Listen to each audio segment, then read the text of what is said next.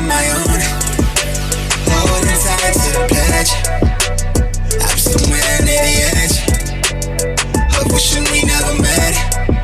I'm scared of being without you. Afraid no one ever know me. I'm not near the edge, and I can't get inside of my head yet. Nigga, like, come on, become it. It's all I ever wanted. Never like me when you sober, only like you when I'm lonely.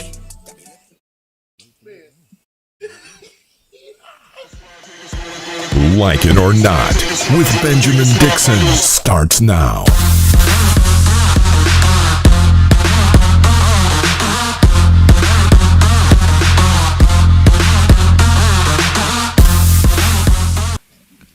Good morning, good morning, good morning. What's going on, everybody? Welcome to Like It or Not, where we're free to tell the truth and not care who doesn't like it. It is, what is today? Thursday, man. We're almost at the weekend. Thursday, March 25th, 2021. Thanks so much for joining us. It's 24th. No, it's the 25th. Are you kidding me? You're going to make me have to go look at my phone now. It is the 25th. It's the 25th. Yeah. I apologize about that, Ben. I have had my days tied up, and I have an appointment on the 26th, and now I'm like, oh my God, that is so tomorrow, but whatever. That's Tomorrow, yeah. Right. Yeah, and she came with all that heat and that bass in her voice, like, it's the 24th. No, like, nah, yeah, I'm looking at the early morning bass. Yeah, she said it so convincingly. She said it so convincingly. It made you. I'm looking at my computer. I said, well, let me double check. Let me look at my phone. Maybe my computer is off because, you know, it's a Mac and Macs suck. But anyway, I digress. How's everybody doing this morning? Mess with the MacBooks, man.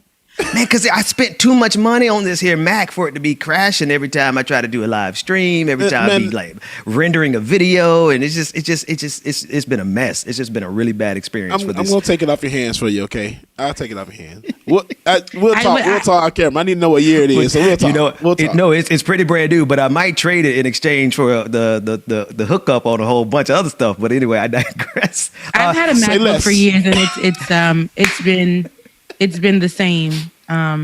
Everybody just gives it the hype, you know, the name, you know, we'll just say, ooh, MacBooks and Apple is just rich. It's rich for my blood, but it's really not. I'm going to be honest with you. Like, the only thing I really swear by is the iPhone. I don't think I could ever get off of the iPhone. Like, I got off the iPhone one time because I couldn't afford it. And then I went back. I found a way.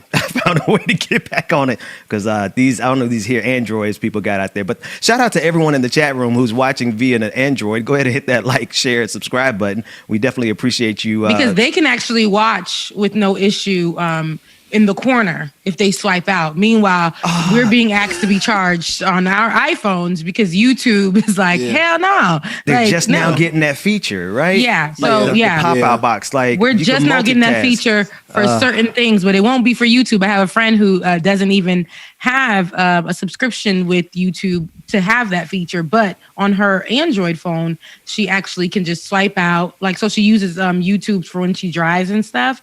And that's what I like about it. Like, you know, the freedom of the Android was the best. For me, I was so broken, my Android died, and I had to go get the iPhone. That's how I made the switch. You had to resort to the iPhone. iPhone was the cheapest on the market at that time. Yes. For me, it was like that was I haven't been off the. I never looked back until I just couldn't afford it at one point. But anyway, James, how you feeling this morning with the second day, 2 days after the vaccine, man? I'm trying to know what to expect. I feel like ain't nothing happened. So you back to normal? Arm stop hurting, man. Headache gone, stomach ache gone. It's just like literally, it felt like I had the symptoms for about 10 to 12 hours. After that, I was good to go, man. I was out in the streets all day last night. I was everywhere. Look at you. On top of cars, everywhere. Doing cartwheels off of buildings, all everywhere, man, everywhere. Nah, you were I had my ass in the house. Child, yes, Spider-Man, yeah. He was saving. He was coming to save me. Thank you, Baba. Exactly right. So Rebecca, we gotta. James, how did you get your appointment, man? Because like now I'm eligible. Rebecca's eligible today in Georgia. Everyone who's over the age of 16 can go and get the vaccine. I think it's the same in a couple of other states. Where do we go to get it? I need to find the website. It's a complicated website. I went to the news station and got the link for it. Okay. But once you go on there, then you go on, get the appointment, date, time, everything, and that's it. That's all you need to do. You answer a few questions, and that's all. It's like, and I mean, anybody could have just put anything and just when they got a vaccine. Going on honestly, I believe it. I do. I believe that. If they don't do any medical checks. Yeah. What they're going to do, be like, send me your whole history for your whole entire life. That's going to back up the people getting vaccines. And they don't. I just be like, well, I ain't got no insurance. I ain't got no doctor. We talking about, I ain't got no doctor. I can't get you no records. So are the vaccines free, or do you have to get your like insurance involved or whatever? They're free. They're actually free. I know through the state they're free. And actually, I had another appointment today for Walgreens, and even the one at Walgreens. Because you double booked. I double booked. I had to make such I saw one for today, and I was able to pull up one for Tuesday. I'm like, let me go ahead and do this Tuesday one instead, so I'll be good to go. Somebody in the chat room saying they just want to remind people, and I think they want to remind you too, James, but I know because we talked about this off air. It takes the vaccine about 2 weeks to actually kick in and to be effective. So anyone who's getting their vaccine this week, don't go out to the club yet. Just sit in the hole for about 2 more weeks, and you can you'll be good to go. That said, somebody else wants to know why we're all dressed in black, Rebecca. Why? So we're mourning. At first we weren't dressed in black, but yes, now we're all Miss Mary Mac, all dressed in black. We are mourning. We're mourning. Derek Jackson's relationship, Derek Jackson's career, his marriage, his status. We are mourning Derek Jackson. We're really not, honestly, listen, Derek Jackson, there have been new developments with that. I just want to kick the show off with that, give y'all a little give y'all a little tea. So Derek Jackson has another situation that came out that was with another woman who he had allegedly got pregnant. I say allegedly very strongly, although there is a strong possibility because of a phone call that happened with the same person who broke the news of Derek Jackson's infidelity as a relationship coach. My God. So it's all of that has been happening. And she's been talking about her pregnancy with him and how he didn't want her to terminate the pregnancy. Oh, wait, I'm sorry. You said a whole ass baby? Another woman. Yeah, another woman. Yeah, now. So I don't know if she kept the baby or not. I just was like, I'm going to bed at this point. It's just too much for me. Because they remind me of a couple on the show Married at First Sight Atlanta. Have you guys watched? Because that show is pretty crazy. And there every blue moon my wife has it on. Yeah, there's a couple called Chris and Paige on there, which has been working my blood pressure up to the sky. And she, it reminds me of that as far as her saying that, God is here to keep me in this type of relationship. And for me, honestly, it's not about, I don't think God is going to keep you in something that you're suffering in. And even if you don't believe in God, I don't even think the universe will put you in something to suffer in. Right. And I just don't believe that. There's nothing in me that believes that. Sis, run. But at this point, it may be for Derek Jackson's wife, more of like a Stockholm syndrome thing that we talked about yesterday. Because I feel like he's emotionally abusive, and finally he showed her to the world, and I think that she interpreted that as he's working on our marriage. So but it sucks. It sucks for all of that. So just as so we aren't wearing black. We aren't wearing black because of that. It just so happens I saw both of them wearing black. I was like, well, hell, let me go change, and I got changed in like 0.2 seconds. But that said, it turns out that is actually a hat on her head. Did you see the follow-up video? It is actually a hat. She did she put herself in the army of the army. She was talking about the full armor of God. Oh my God. So she said that she's in the army for the Lord. She's a soldier in the army of the Lord. And I sat, and I know we're laughing about that, but there is something disturbing about a woman who about a man who allows his woman to say that, I'm going to suffer because this is what God wants me to do. It's very embarrassing. And I think that he wants us to see her very broken in a mental space that isn't healthy so that he can have something to fall back on and say, hey, and you know what's crazy? It wasn't only the men, it was other women who said, look at her. She's not sexy. Somebody who doesn't do her makeup every day. Somebody who doesn't put on, pretty clothes for her husband. This is exactly what, why he cheated. And for me, I'm like, see, at the end of the day, when I get off of this whole thing, baby, I might keep it on to work out, but after that, sweet. Look, edges is not laid anymore. They're curled up. It's the bags under my eyes are available for everybody to see. I just have my hair up in a bun, or it's just all over the place. And whatever shirt I pick up, that's what I put on, and I get back to my job, my corporate job. And whoever sees me that way on FaceTime or whatever, that's that. Listen. Like, let me just give fellas. I will never enter into the relationship advice category. I would never like what you do. I'm encouraging society to go ahead and move into the year 3000, where we put all these sexual taboos to the side and just live our best lives with consenting adults. That said, let me tell you something.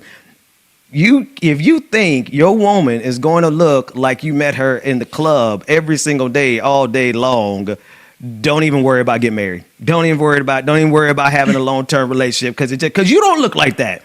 Right. And then the other thing is that's not even a big deal. The other thing is I wonder what kind of video Kevin, is it Kevin or Derek? Derek. I wonder what kind of video he would put out if his wife had a man on the side. I wonder how he would feel about that, because he's real positive right now because it's working out good for him. His book sales is working out. He's getting more followers. He's getting more attention than he ever got. But I wonder what kind of video he'd put out if his wife did the exact same thing. Here, rip her a new one. He has videos about other women who have done this particular thing, and he has basically said, for me, it's the separated, but you're still married thing, and I believe that with my whole heart. If you are separated and it's consensual between you two, that okay, we're separated because financial reasons, we're gonna wait until we can really afford this divorce and divorce. You know what I mean? And but both of y'all know that situation. I don't want you, and I don't want you.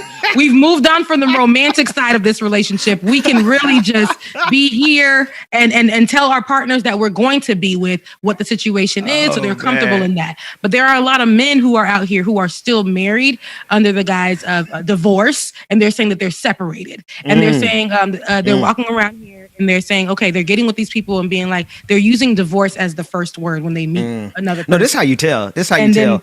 Where are they for Christmas? Where are they for? Let me know. Okay, and again, I'm not even going to do. I ain't going to do the Steve Harvey side of the equation either, where he trying to give out all the game. I ain't going to give out all the game. Right, y'all gotta figure that ain't game. Every woman will tell you that. That's not game. It's really trash. Basic now. It's really trash. It's basic knowledge. Well, game is trash too. I'm not elevating the game. I'm just saying do that. You know, if they are not there for Christmas, birthdays, all that kind of stuff, you know where they at. So anyway, I digress. Period. So anything else we want to talk about before we talk about the news? Because again, we'll get to the news. We'll get to the news. Yeah, that's really it. That's honestly it. Other than that, I think that Derek Jackson is trash, and I really hope that his wife really finds out, finds herself. And then I'll end it with this one. I'll put a pin in it. Again, when he says that he's divorced, please, and I hate that it has to be this way, but men who are separated and you meet somebody, be honest in the beginning so that the woman can have her choice. If she wants to still be with you or if she wants to move on, do not lock her in where she's already in love with you and then you turn around and be like, oh my God, I'm still married, I'm just separated, and I'm a broken man. Get the out of here. This is what you got. Listen, y'all got to stop playing games with people's emotions out here, because for real, it is the year of the Lord 2021, and people ain't playing on both sides of the equation. See, the reason you got to be truthful is because if you ain't truthful and then they find out that truth and it hit them a certain kind of way, they got your text messages, they got photos of you, they got all this. And you're bringing up another point. They got, man, y'all out here playing around. Just tell the truth and shame devil. Just tell the truth. Say you want to be a hoe. You want to be a hoe. You want to be a hoe. See if you can find people who will allow you to be a hoe with you. If you can't allow to be a hoe, then you can't be a hoe. Sorry. That's it. And look, you just brought up another point. And this is the last one. I'm gonna put a pin in it. And I'm done. Listen, You guys really have to understand that, if you want to be out here and be free and do all that, do that. But who you going to do that with? Be careful. Let me tell you something. Yeah. I have a lot of receipts on people that, I could blow up and put out, but that's not my way of moving. I don't move like that. Like I can, but I just don't like that. I don't like to embarrass a person when I can literally clear them in person and, reading like a book, they suffer and maybe trying to hit me up later. Now, putting people out there like that, I'm not really into, but in this particular sense, it was just like, if I don't do it, somebody else will. In that case. So be careful who you do this with, because you might meet the wrong one. And every single thing that you talk about, everything that you discuss, everything that you say will be out there for free. For free. Out there. Child, You know what? free. I'm working on and I probably shouldn't say this out loud because it's such a good idea, but can you imagine if our cell phones started telling on us? I'll be in They trouble. already do. Can you imagine if like Facebook, if Facebook and Twitter decide to release some of y'all? See, that's I'm so glad I did not get on the internet until I was old enough to know better. But some of y'all and y'all DMs, if y'all DMs ever got leaked, have mercy. Man. Jesus. Anyway, this is worse than the FBI. Right. All right. Somebody's anxiety just shot up to 10.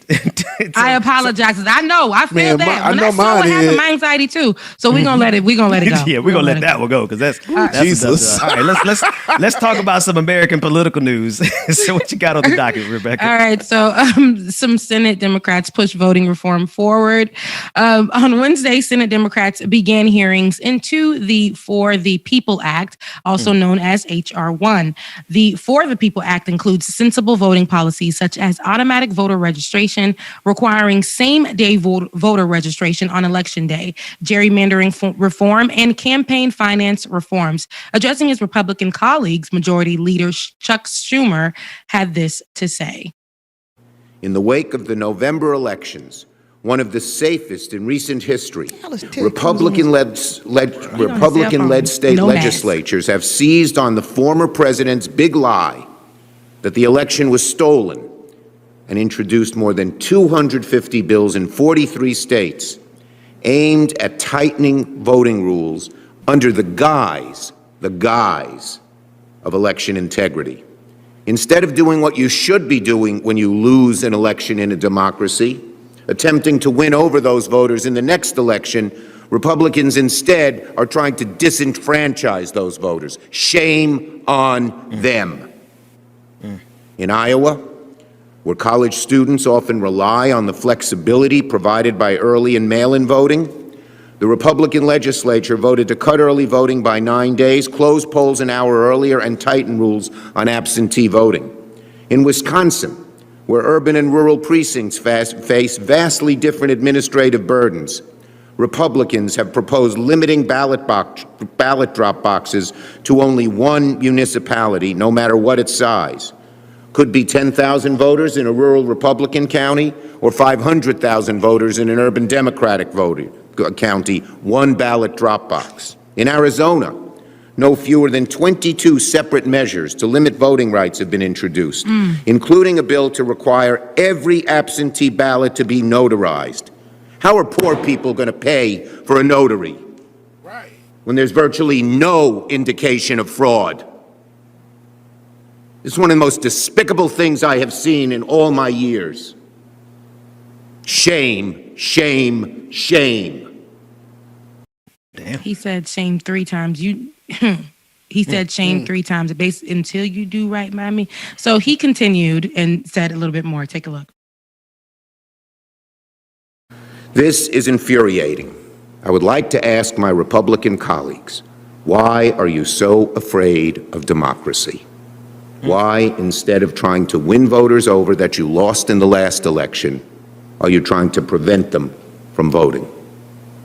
Our country has come a long way, supposedly, since African Americans in the South were forced to guess the number of jelly beans in a jar in order to vote.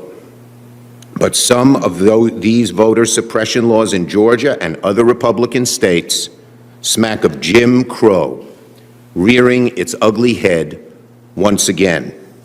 It is 160 years since the 13th, 14th, and 15th Amendments abolished slavery, and Jim Crow still seems to be with us. The laws, their various cousins in Republican state legislatures across the country, are one of the greatest threats we have to modern democracy in America. According to the Washington Post, these laws could strain every available method of voting for tens of millions of Americans, the most sweeping contradiction of ballot access in the United States since the end of Reconstruction. If one political party believes that when you lose an election, the answer isn't to win more votes, but rather to try and prevent the other side from voting, we have an existential threat to democracy on our hands. If we don't stop these vicious and often racist actions, third world autocracy like Erdogan's Turkey or Orban's Hungary will be on its way. That is why the country so badly needs S1, a bill that would combat all of these voter suppression efforts. Senator John Ossoff also chimed in, reminding other senators and the Attorney General of Indiana, Todd Rokita, who was testifying that our elections have been conducted fairly and with integrity. Let's take a look. I take exception to the comments that you just made, Mr. Rokita, that public concern regarding the integrity of the recent election is born of anything but a deliberate and sustained misinformation campaign led by a vain former president unwilling to accept his own defeat, who rather than observing the sacred tradition and necessary process of a peaceful transition of power for a losing candidate for the presidency, undertook a scorched earth effort to undermine public confidence in the integrity of our elections that was so dramatic and so destructive that it culminated in a violent assault on the United States Capitol. Former President Trump's own senior officials, cabinet officials, directly rebutted his meritless claims that there was any level of voter fraud that might have had a substantive impact on the outcome of the election. And I find it disturbing that a chief law enforcement officer from one of our great states would indulge in that kind of misinformation and spread those kinds of conspiracies when public confidence in the integrity of our elections is absolutely essential to sustaining our democracy. I want to turn for a moment now to the legislation before us. A minute to respond to that? No, you may not. I'd like to turn now for a moment to Ms. Mueller. Senator Ossoff, just give him 30 seconds to respond. Go ahead, sir. Yes, Senator. I mean, that's true. I mean, if we're trying to have a constructive debate, you're not adding to it by cutting people off after invoking their name. I would say that you're entitled to your opinion, as misinformed as it may be, but I share the opinion of millions of Americans. The other difference between my opinion and yours is mine comes with the ability to file lawsuits.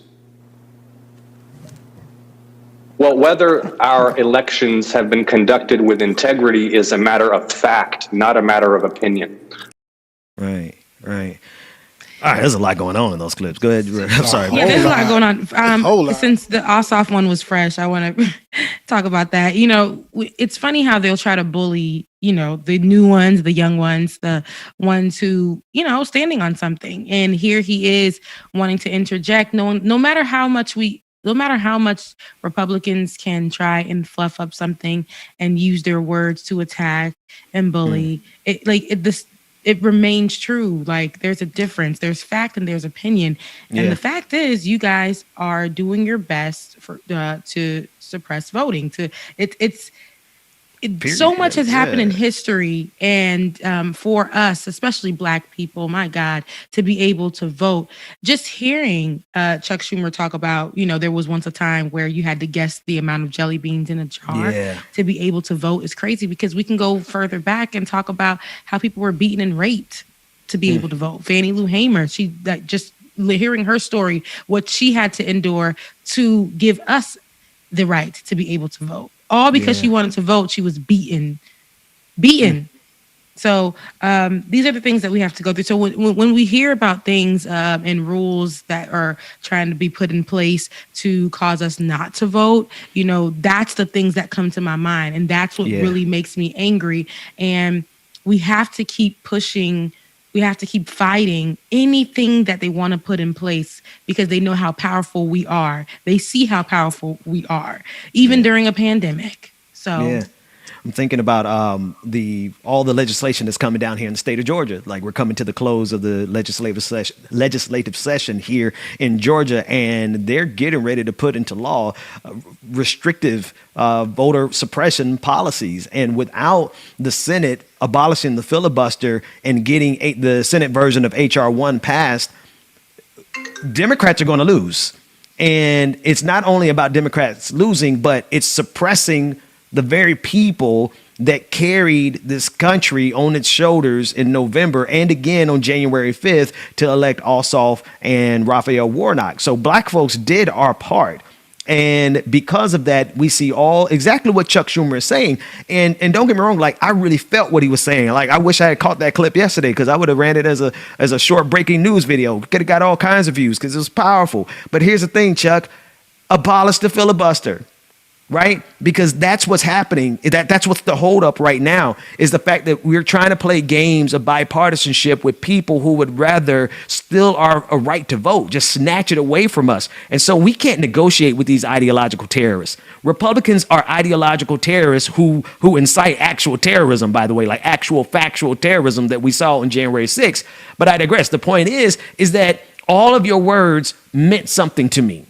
Thank you for saying everything that you said, Chuck Schumer. Now abolish the filibuster so we could do something about it. Otherwise, it's all just talk. It's all just, it's all just kabuki theater. And it's all for clicks. It's all for social media. And we don't have time for that because in Georgia, they are high key trying to steal our right to vote. And if you guys just sit back and let them because you're more interested in protecting the filibuster than you are protecting our right to vote, it's not only bad in the sense of morality and bad in the sense of democracy, but it's also bad politics because y'all gonna lose.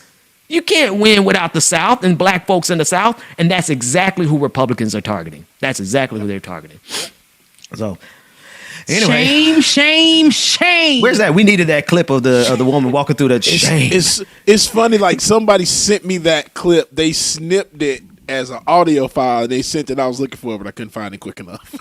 That's what we need. Shame, right. Shame. And then Ted Cruz, Eddie Monster looking at sitting there on his phone like he could care less. It's not important. It does not matter. It's not important because at the end of the day, exactly what Rokita had stated, what you're saying is just an opinion. And then I can definitely sue your behind for talking that talk. Don't play with me. That's the difference between me and you. You know what I mean? That's how they walk around, these Republicans. They don't get these things. They don't care about at all. Did you see? I don't know if we have that in the in our doc today for our lineup, but did you see Ted Cruz in that press meeting? And and one of the journalists told him, he said it's in there. No, I don't know if it's in there, but I said, I saw that mess. And he had the mask on, and he didn't have a mask on, but the journalist was like, "Can you put your mask on?" He's like, "I'm vaccinated. I'm vaccinated. That's the whole point of the vaccine." And when I'm doing my press conferences, I'm not putting on a mask. The people around me are vaccinated, but they all had on masks though. I just want to put this out into the atmosphere for anyone who's watching. I want to make a pitch. I've made this pitch several times on Twitter, but I also want to make it here on the show. I would like to produce, and I need people with money and connections to help us. I want to produce a show that basically is Dexter. Y'all remember Dexter, where he used to go around? He was like a serial killer of serial killers.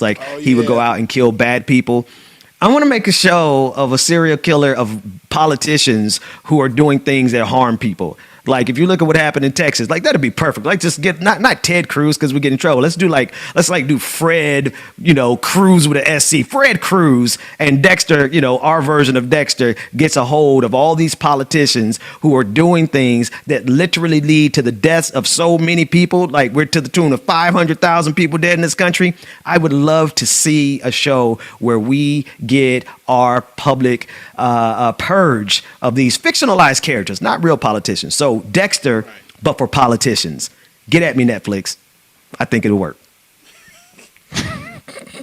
Look, and with that He being made a whole said, ass pitch, Rebecca. with that, yeah, and I need Netflix to hear him. But before I'm serious. I'm gonna produce that thing. And before Ben gets that pitch and funded for that pitch, please, you guys, definitely watch our show. But right now, we need you guys to understand we need that funding too, right here on Like It or Not. So as you guys dig through your pockets to give for send up them super chats. Send up those super chats on today's show. Definitely, we'll be back. Somebody said the feds gonna come get me. Right, I was looking for the collection, but I couldn't find it. It's a TV show. Go ahead, Jay. Take us. We'll be back right after this.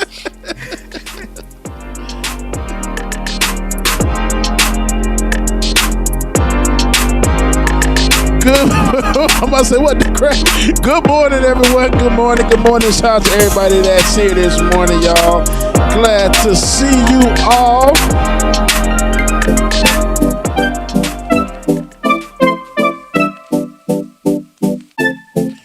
Fred Cruz.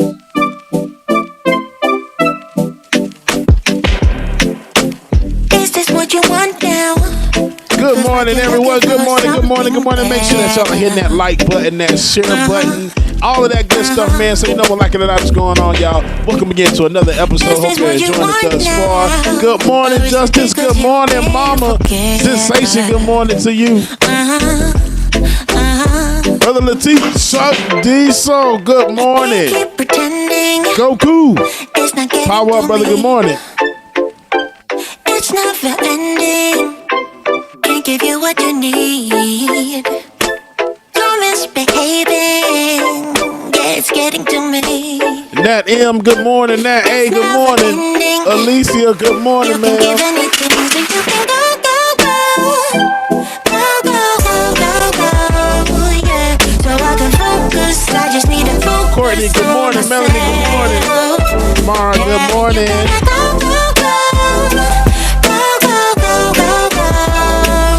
Latif, good morning, good morning.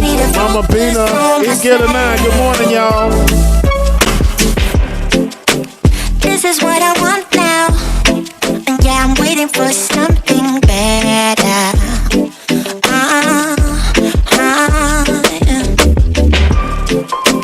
This is what I want. In the scene, good morning. Brand, good morning. Daniel, good morning.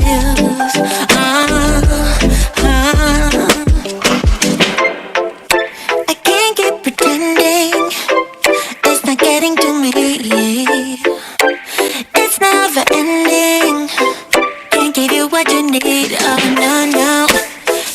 Melanie, good morning, good morning.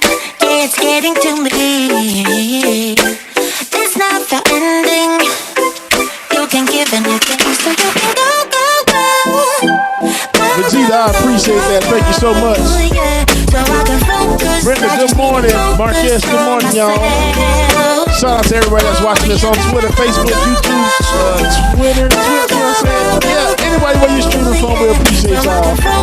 I just need to focus on myself. Brenda, good morning. You can go, go, go.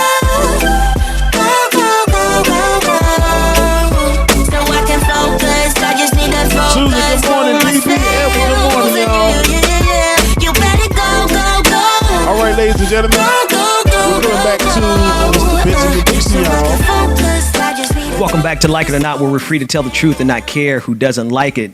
Joining us now is Dr. Nicholas Freudenberg. He is a public health practitioner who currently serves as a distinguished professor at the City University of New York School of Public Health. His latest book is At What Cost? Modern Capitalism and the Future of Health. Dr. Freudenberg, thank you so much for joining us. Thanks for having me. Pleasure to be here.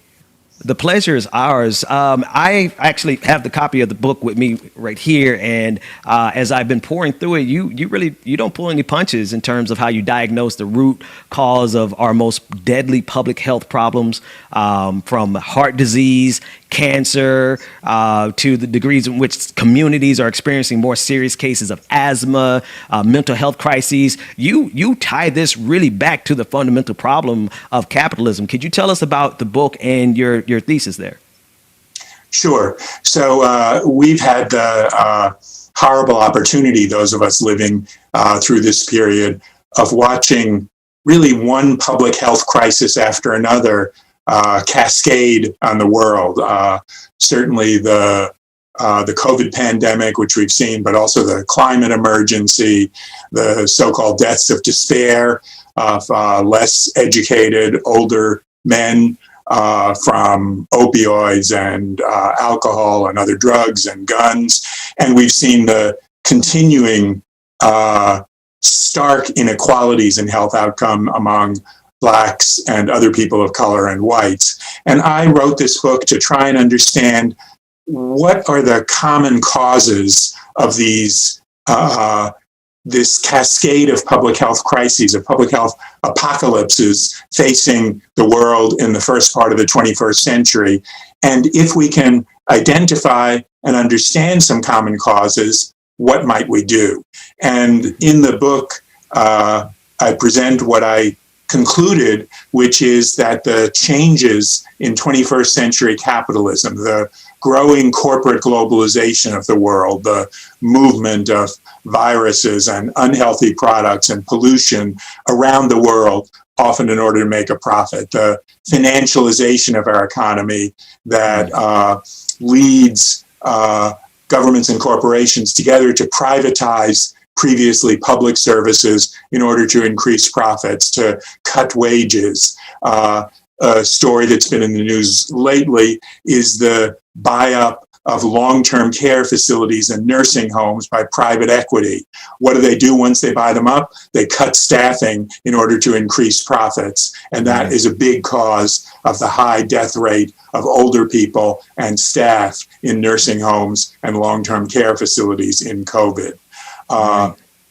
And a third dimension of 21st century capitalism is the increasing control of science and technology by corporations. And so they end up benefit rather than humanity. In the book, I talk about how the food industry has created a diet, a very profitable diet that happens to now be the leading cause of premature death and preventable illness. The fossil fuel industry has come up with a way of providing energy that is disrupting the lives of so many people.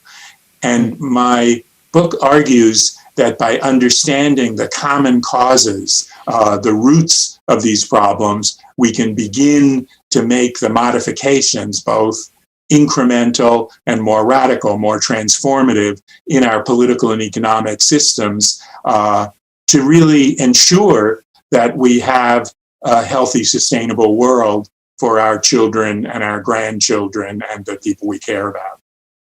You know, as I was reading the book, from an ideological perspective, I identify as a socialist, and a lot of my audience, they're radical. And so just the premise of the book itself, we're like, yeah. But as I'm reading it, you don't do it so much from an ideological perspective, hardly at all. You do it from data, you do it from facts, and you're building a case based on solid evidence. Could you talk about the evidence, and even if you juxtapose it with ideology, but I think your evidence speaks more than ideology here. Yes, and I think that the advances in public health over the last 2 centuries have come when researchers and social movements together connect the daily experiences, the lived experiences of ordinary people with political and economic systems. And I try and understand what are those connections using the research evidence and my almost 40 years of experience doing public health work in low-income communities to make those connections and then to look at, so what can we do about it? So to give an example, a lot of my work is around food. I think we've seen the development of what some people call the ultra-processed diet, a diet high in fat, sugar, salt, with really hundreds of additives, preservatives, stabilizers, and other things added.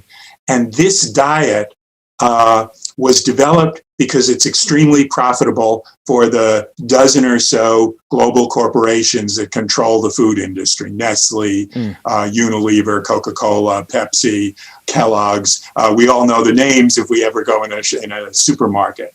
And they found that this highly processed industrial diet made it easier for them to organize and control agriculture, the food production and distribution process, food retailing through giant stores like Walmart and Whole Foods. It really gave them control over the whole food system.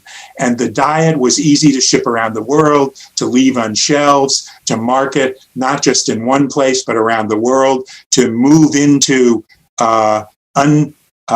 undersold markets like Black and Latinx communities where not as many people were buying it. And so now more than half the calories in the United States constitute this ultra-processed diet. And sad to say, the research evidence shows that it's this ultra-processed diet that is associated with the dramatic increase here in the United States, but also around the world, of diabetes, cancer, heart disease, high blood pressure, and more recently of COVID infection, illness, and deaths. So the diet that is good for the global food industry is making us and our children and grandchildren sick. And so the question is, if we want to improve the world's health, we need to figure out a strategy for changing that diet.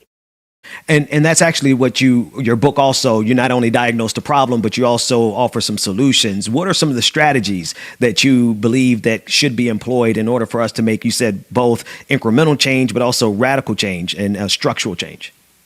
Yes, I'll talk about two or three to give an illustration. One is, I believe we need to expand the public sector in our economy and shrink the private for-profit sector. And again, to stick with food, but I also talk about healthcare and education and transportation.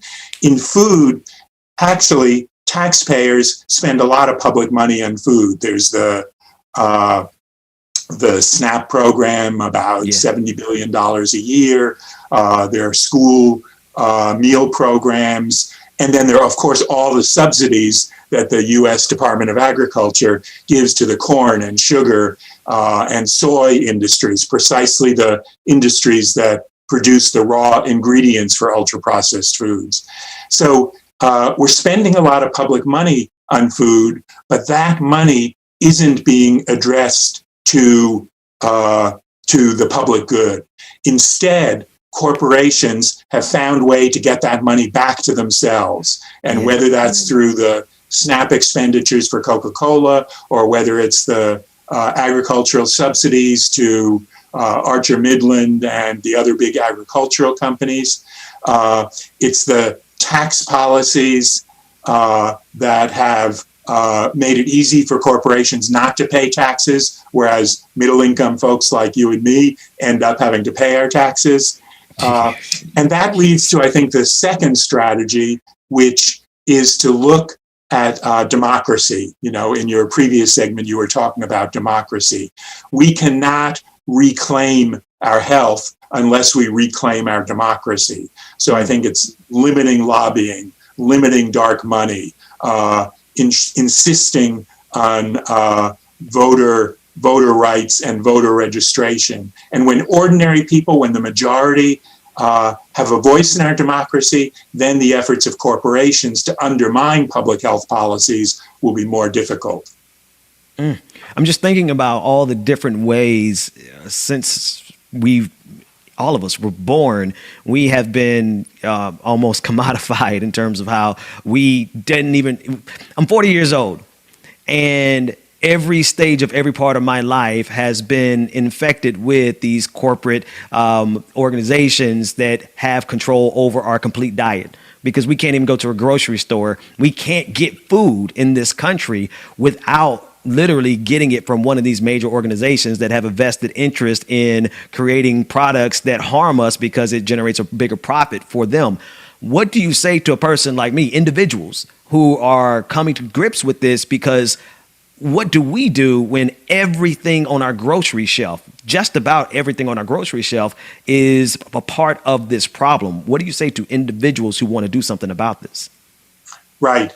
And just to be clear, what we're talking about now around food, in the book, I talk about 6 pillars of health, the essentials for well-being for individuals and communities. So food, healthcare, education, work, transportation, and then also social connections. How do we connect to other people? And in each of these, just as you've said, the big corporations have commodified our needs for a healthy life and look to make money on it. And when their need to make money conflicts with our well-being, that's the path they choose. So I think we learned a very powerful lesson from the women's movement of the 60s and 70s, and from other movements too. And that is that the personal is political and the political is personal. And we need to find ways to connect the options we have for food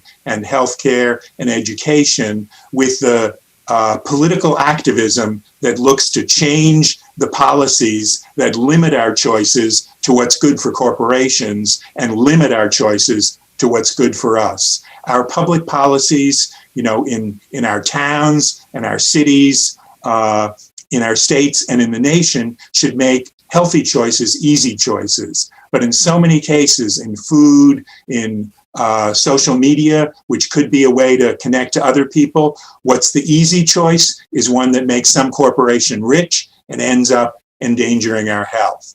And I think in the book, I look at, so who's been successful?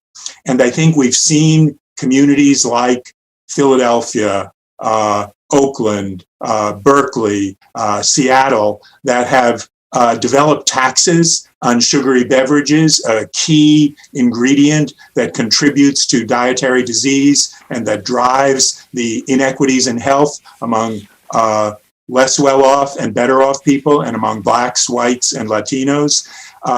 And those taxes generate revenues that go back to communities to, in the case of Philadelphia, to pay for childcare. In the case of Berkeley, to improve the public water system so that the healthy choice, water, is available in every school, in every public park. Right. And so parents, voters, community residents need to be looking for and supporting those efforts that will return to us the right to make choices about our health and diminish the right of corporations to structure those choices so only what makes them rich is available to us.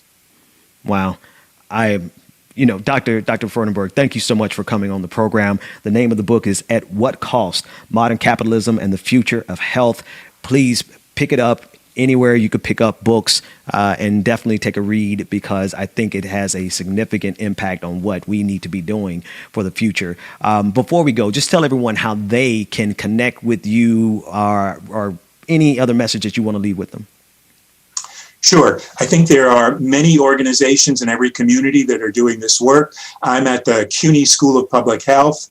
My email is nick.freudenberg@SPH, School of Public Health, sph.cuny.edu. And I'm happy to talk to people who are who want to learn more about what's going on in their community. And I really thank you for giving me the opportunity to talk about this book. Oh, no, the pleasure is ours. Dr. Freudenberg, good luck with the book. James, take us to a break. When we come back, more Like It or Not, right after this.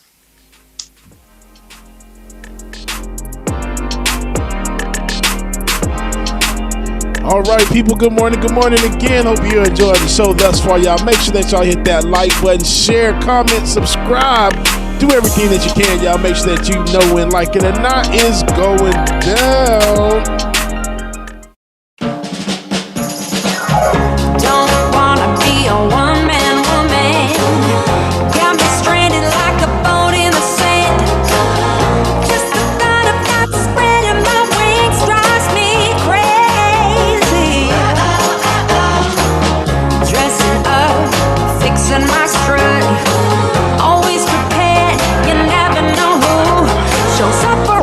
Round the corner, maybe it's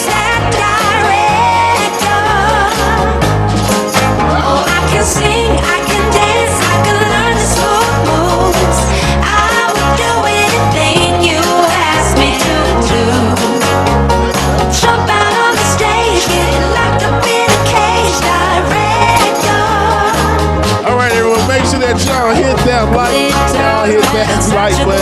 Yes, I give y'all a little old school feel this morning. A little bit. Chuck Diesel. Once again, is not responsible for any damages that you may incur in your living room while you're dancing and twirling around. Please make sure that you move all of your furniture and enjoy yourself. Thank you. Cause I'll be the best. I draw the line at getting undressed. Oh, I can sing, I can dance, I can learn the slow moves. I would do anything you ask me to do. Always go.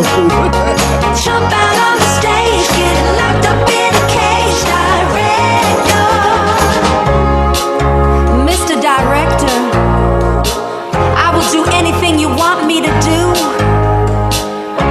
Hey, Mr. Director, anything for you. Seven, sweetheart, good morning. I can sing, I can dance, I can sing, I can dance, I can learn the slow moves. I would do anything you ask me to do. Jump out on the stage, get locked up in a cage.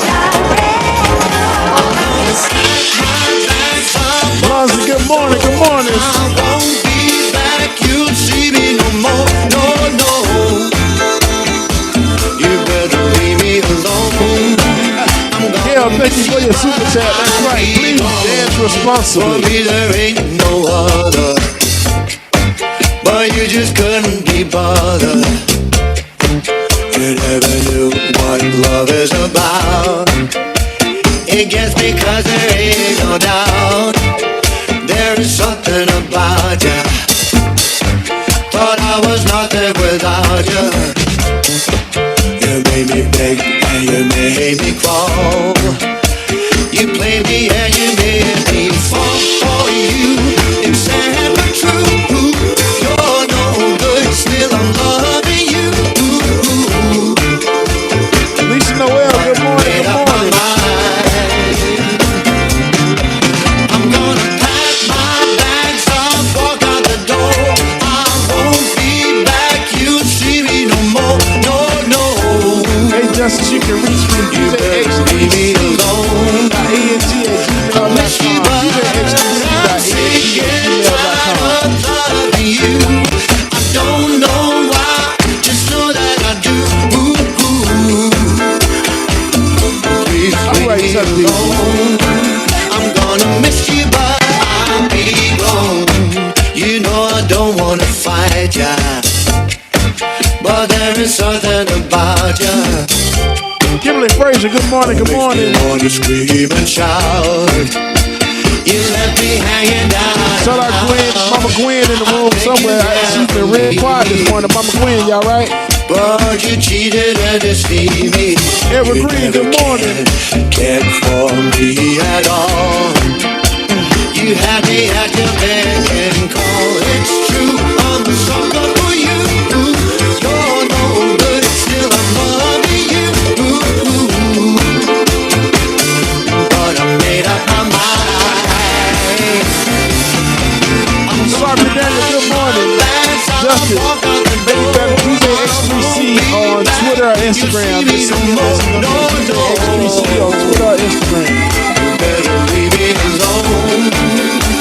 I miss you, but I'm taking back. Oh yeah.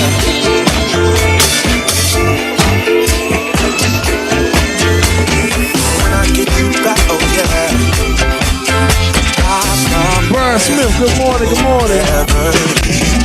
When it comes to you and me, there's no one else I'd rather be. Baby, I won't let you down. I got it. Good morning, good morning. When you're around. Nice. Oh, please say that you believe it. 'Cause I don't Who did? lose you.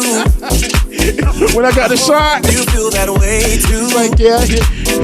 No, I don't want to. She's like, first let me get your paper towel.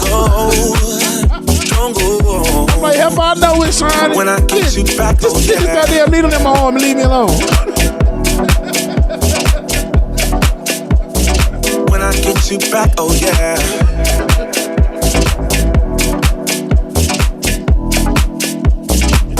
get you back, oh yeah.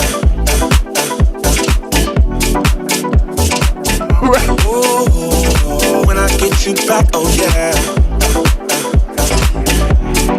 Yeah, right.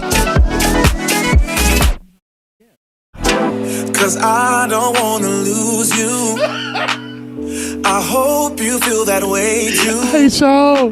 No, I don't wanna lose you. Baby, don't go. Yo, welcome back, Ben and Rebecca. Yo.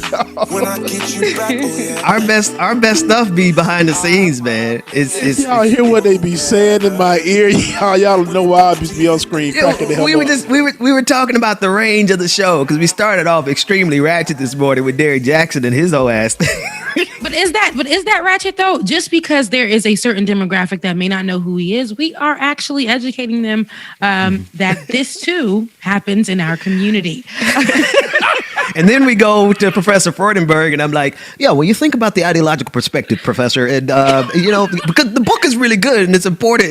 I'm just talking about the range of the show. And if he is married, sis, if he said he's separated, he married. Run. Then I'm talking about producing stuff where we we Dexter some politicians like this. And we talking about the vaccines. Get your vaccine because it's very important so that you do not give other people COVID-19. And then before the end of the show, I'm sure we're going to be talking about twerking in some form or fashion. It's not a complete episode. Wait, no, we started off there because Bubba was talking about he was on top of cars, on top of the hoods. He was giving us Miami after that vaccine. I was giving Miami teas.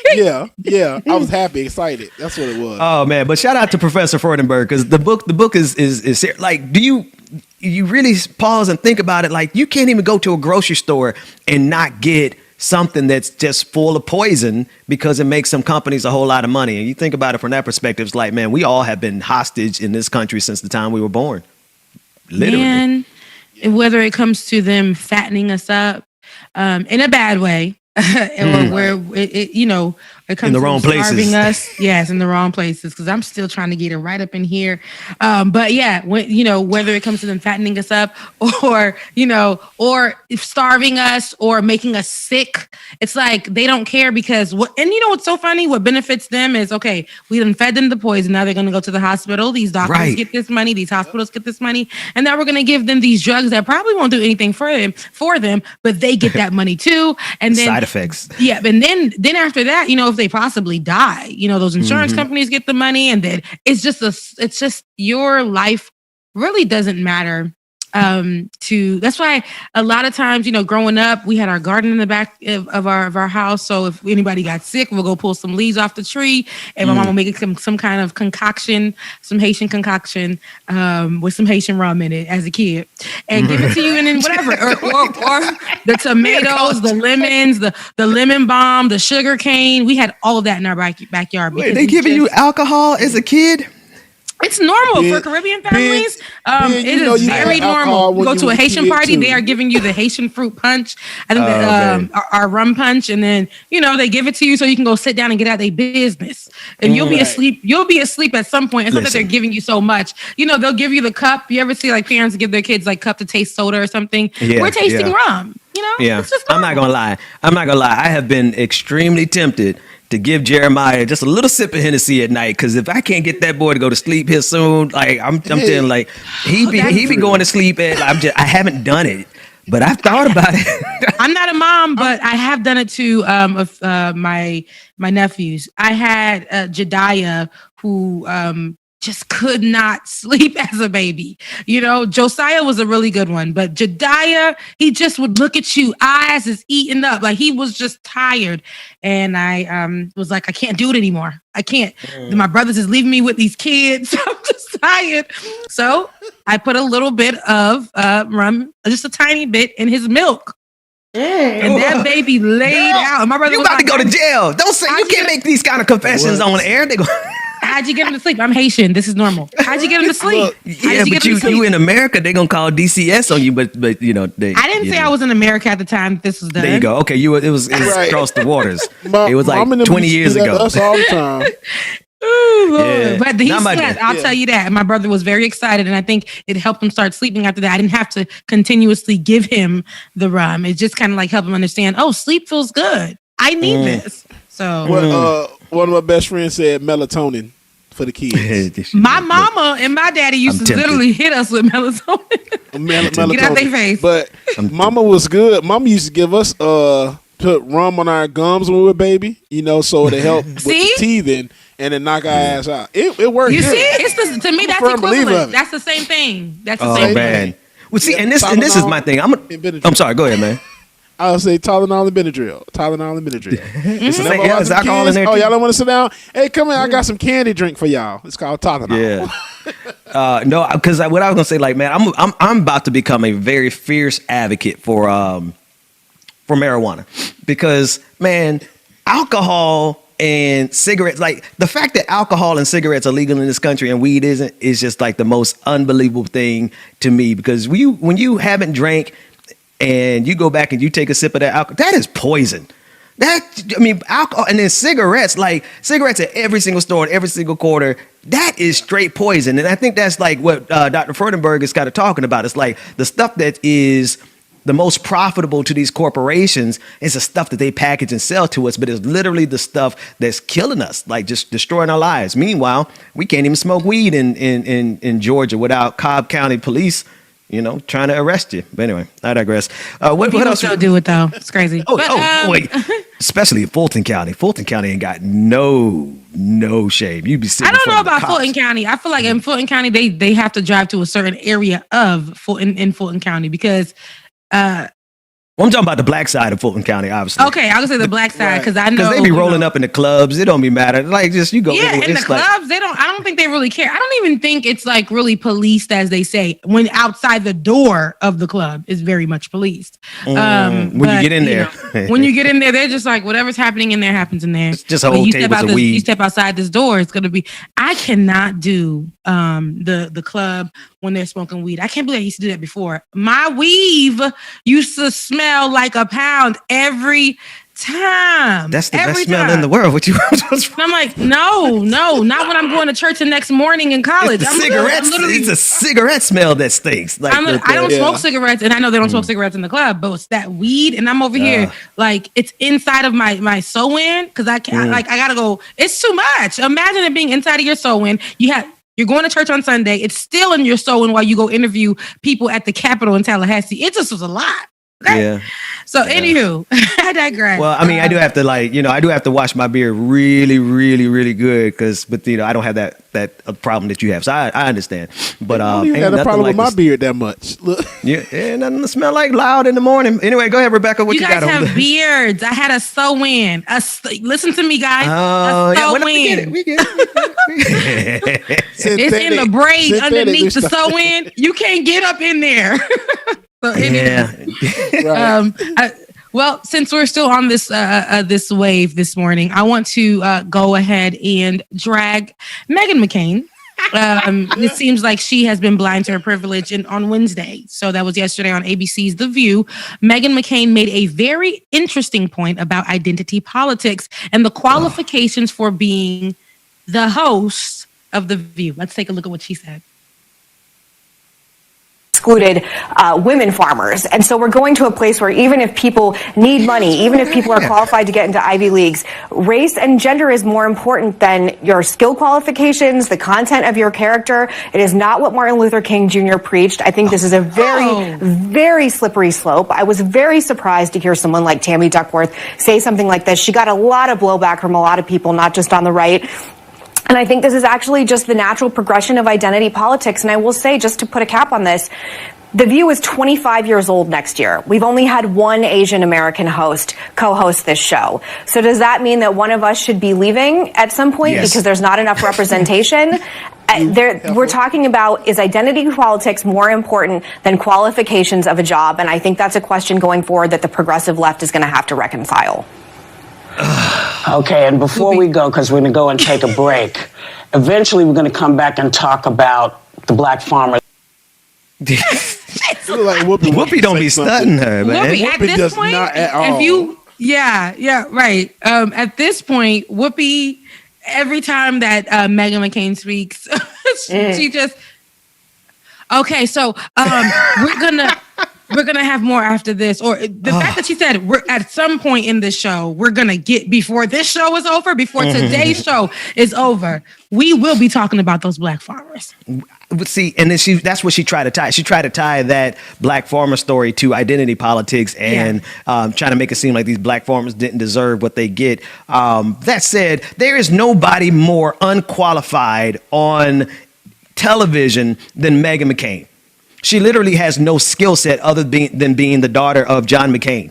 In fact, I wish we had that clip of every time she speaks, she says, as the daughter of John McCain, my dad created Arizona, so I am qualified because my dad, do you know John McCain? My dad created Arizona. Do you know where that is on the map in the United States? Do you know? So that qualifies me to be right here on The View. And first of all, every time she does this, April said something. It's funny. April Rain. Shouts out to April Rain. She had tweeted out. She was like, "It's every time." She's like, "No." Shouts out to Meghan McCain's hairstylist because she wakes up and she chooses violence every time. And this is how I feel about that. I thought it was funny for something totally different because I feel like every time Meghan McCain comes through with something, to me, she's giving urban hairstyles. And talking as this white woman who has this, white privilege, but she's giving big urban hairstyles to me. Y'all see me on here. I do my ponytails. I do my pigtails. That braid down the middle that you were just laughing at, that's giving dinosaur on her head. I've worn that hairstyle multiple times. Like a whole ass velociraptor. But I've done that though, where the braid is down the middle because that is an urban hairstyle with the piercings in it or the jewels in it. That's an urban hairstyle. So you sit here and you bash a lot of these identity politics and things like that. But sis, you're saying that you should somebody be off the show? Should you be off the show because there's only one Asian American in the history of The View?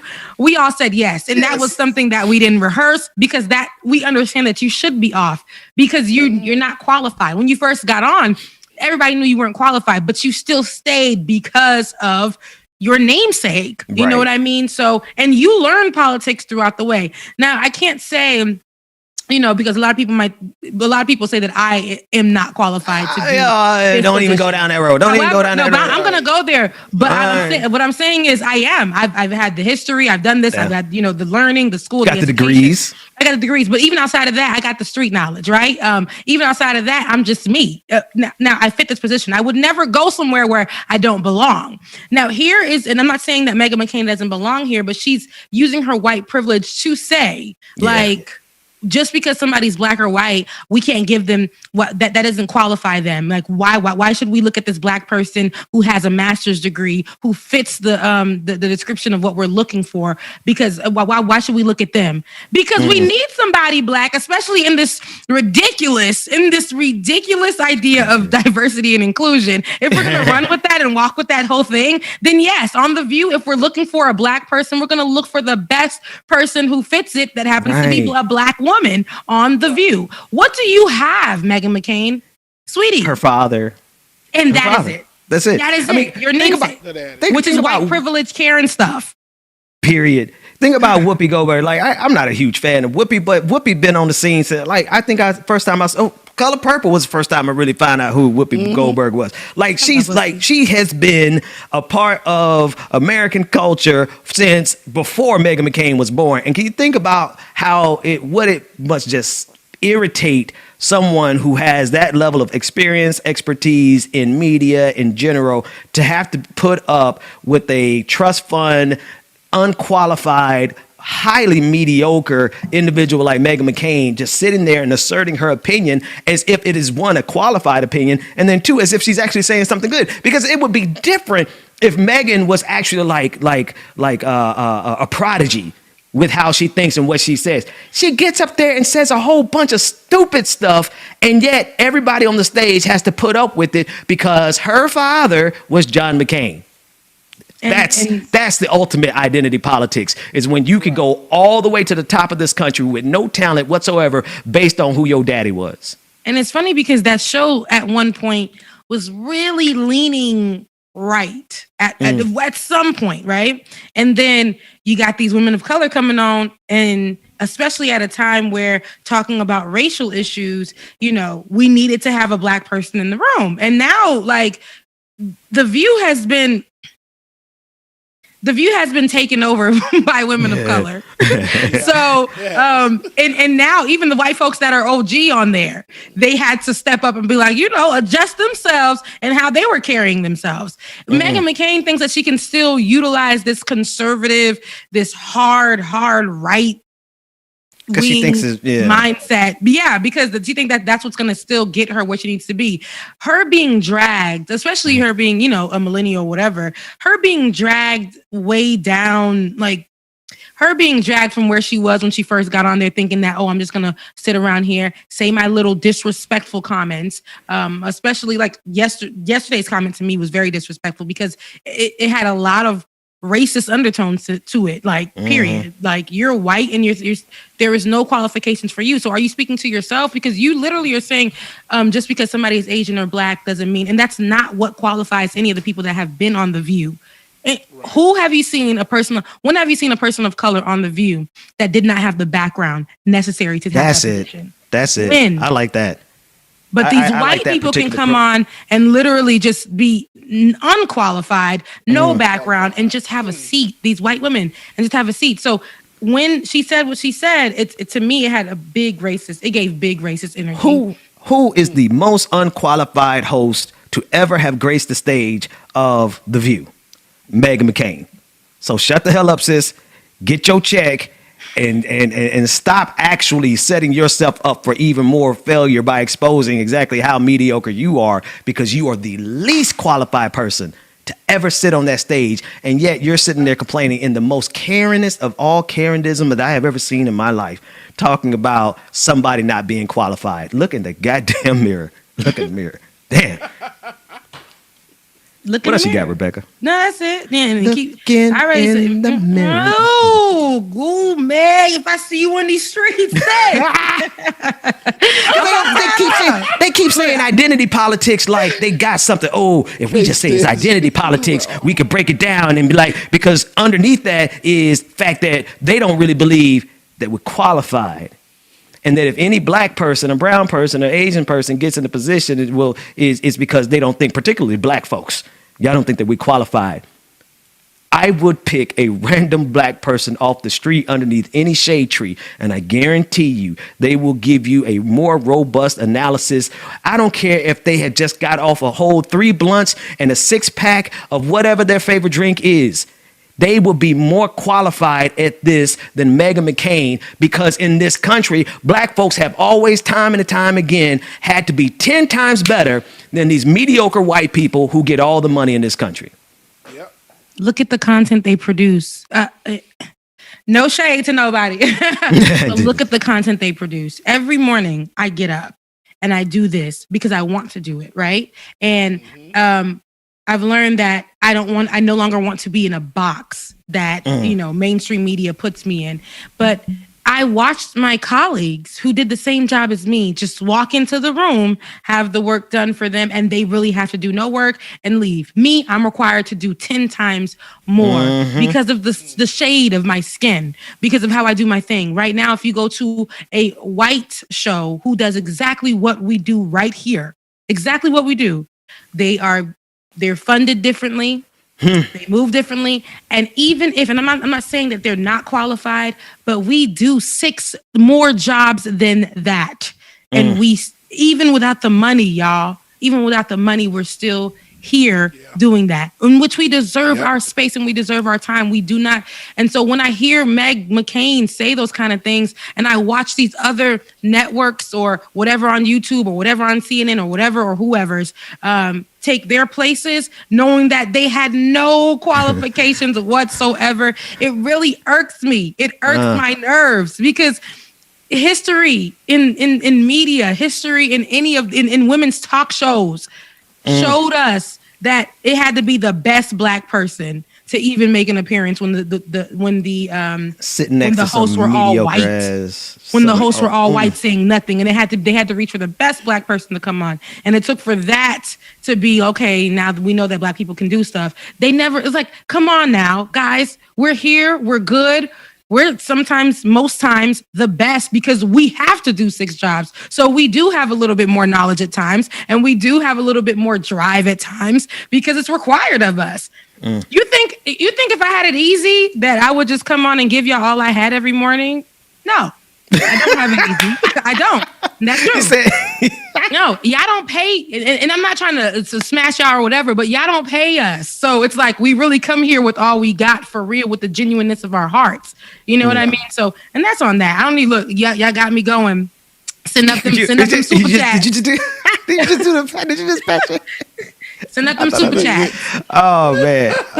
Anywho. That's that on that. I just, it's the lay of the land. And it's always been the lay of the land. I've been doing this for 6 years. It's the lay of the land. Like we do have to do 10 times as much to get a fraction of it. And it's to get looked at. To get looked at. Yeah. It's literally ridiculous. Like I go on Pinterest and I look for in order for me to look at Black people, anything, I have to type in urban. Yeah, that's the thing. You got to type everything comes up white. Here's a perfect example, and I think everybody can see this. Take a look at a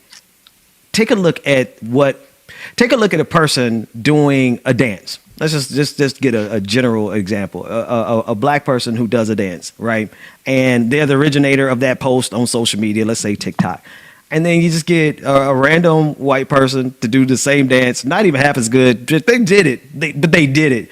And that person builds an entire career, well-funded career off of the exact same thing that they just took from that sister or that brother who did it. And that's just, this is the kind of privilege that Meghan McCain exists in. Look at her hair. Because she could, look like she literally is able to sit there and make millions of dollars every year with the most mediocre of opinions, the most unqualified takes, and just downright nasty attitude that just is unbecoming of a human being, let alone a host that is supposed to facilitate a conversation to engage the United States in. And yet she gets the entire bag. And now she has the unmitigated gall to turn around and say, oh, well, they're not qualified identity politics. So anyway, put up that Velociraptor on her haircut. Put that up on the screen one more time. I ain't knocking her hair. I ain't knocking her hair. I'm sorry. That's very urban. I'm knocking it. Damn, you keep saying what is it's very urban of her. Urban of her? That's what she would say. Yes, that's what she would say. Yeah. And then somebody said in the chat room, nobody said anything about the bedazzled craft herpes 13-year-old in the 90s eyeshadow. I see it. See, here's the thing. Now, here's the thing, y'all. Diamonds in the corners. Y'all are.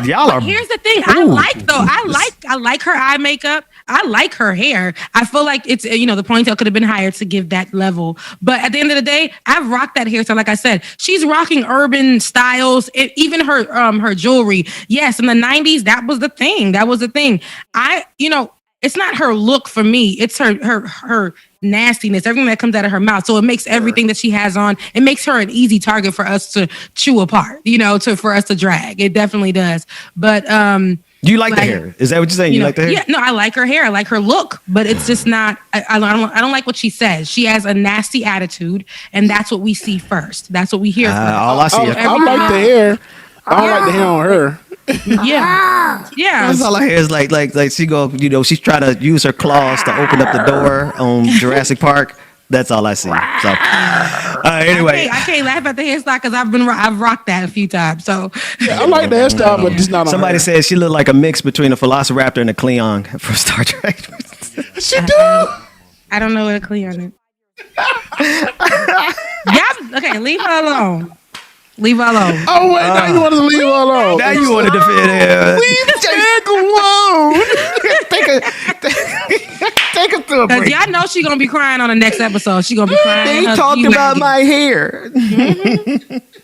It's not. You're never gonna make fetch a thing, Meghan McCain. You're never gonna make fetch a thing. James, take us to a quick break. When we come back, we got a whole lot more to cover. More guests coming up. More topics. More shenanigans. More likely than not after this. Ooh. It's like the world is on a slide. Nothing can bring me down tonight. And ooh, baby, the chat is going ham right now. Together, you and I Your touch sends chills down my spine. Alright, hey, I got a brand new loving. Take me away, girl, to a new level, new level. It's 7 on earth, on earth. Make sure that y'all hit that like button. Y'all hit that like button. Say hit like button.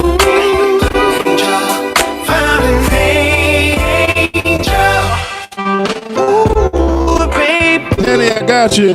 Justice, okay. Travel far and wide just to see how your halo shines so bright. Ooh, baby, did you fall from paradise? Wherever we go, I'm on cloud 9, so high. Yeah. Black Magic, shout out for the Stallions who dropped. Take me away, girl, to a new level, new level. All right, make sure that you go ahead and share, comment, subscribe, y'all, so you know when Like It or Not is going down. Make sure that we get these algorithms changed up, because you know how they like to switch up stuff, man.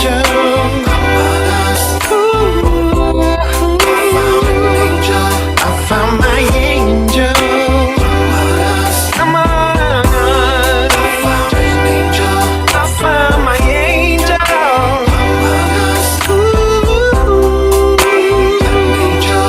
Found my angel. I got a brand new love. You take me away, girl, to a new level, new level. It's 7 on 9.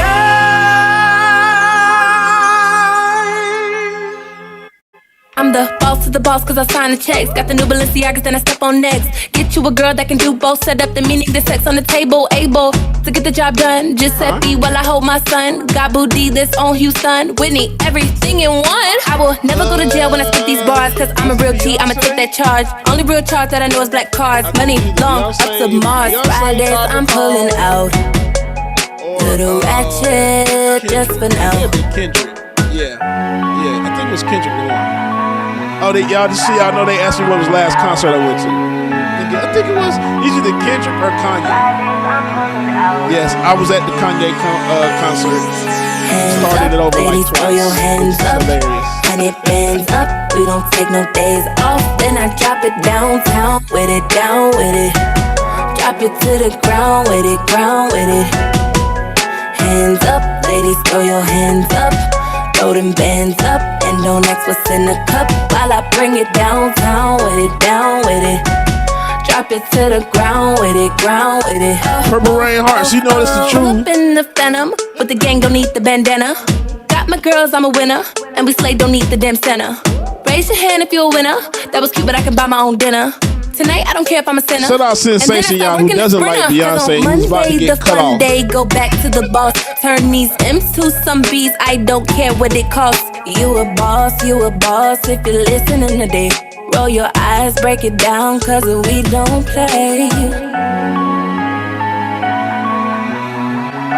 I'm pulling out. Fridays, I'm pulling out. Yeah, Lars, we know this is definitely not Beyonce. We were talking about Beyonce earlier in conversation today. That was the last concert I went to. Down with it, drop it to the ground with it, ground with it. Hands up, ladies, throw your hands up. Throw them bands up and don't ask what's in the cup while I bring it downtown with it, down with it. Drop it to the ground with it, ground with it.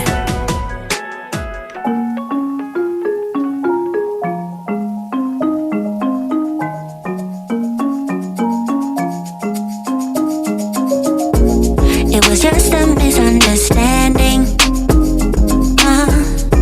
You waited in the rain for hours, and I couldn't say the right things. No, Sophia, you don't care for who? but twice then I went home. Y'all, alright, y'all. Don't y'all start talking about Beyonce like that. Y'all just not gonna have the beehive swarming over here. So that's that we not gonna do. calm down. I wanna be your best friend, your best friend. I wanna be around you all the time. You don't understand, everything you else. don't need to worry. I meant everything I said, you don't have to search no more. Love is all around, so baby, what's your hurry? You don't have to prove us to anyone. You don't need to worry. Go down low, baby. Go down low, honey.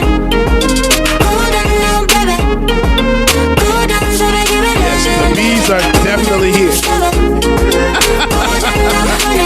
I appreciate it, Sophia. I appreciate it. Huh?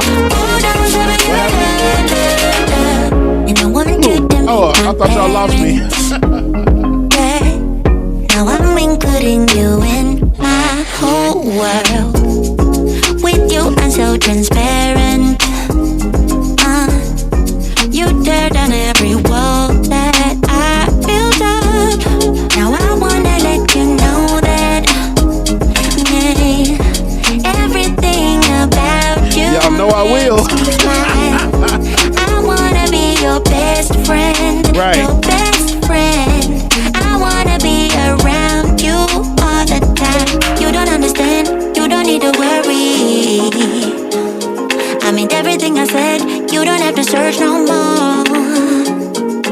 Love is all around, so baby, what's your hurry? Right. You don't have to prove us to anyone. You don't Rebecca, need to you need to still sing me that Haitian music, Rebecca. Could have mixed it in with this.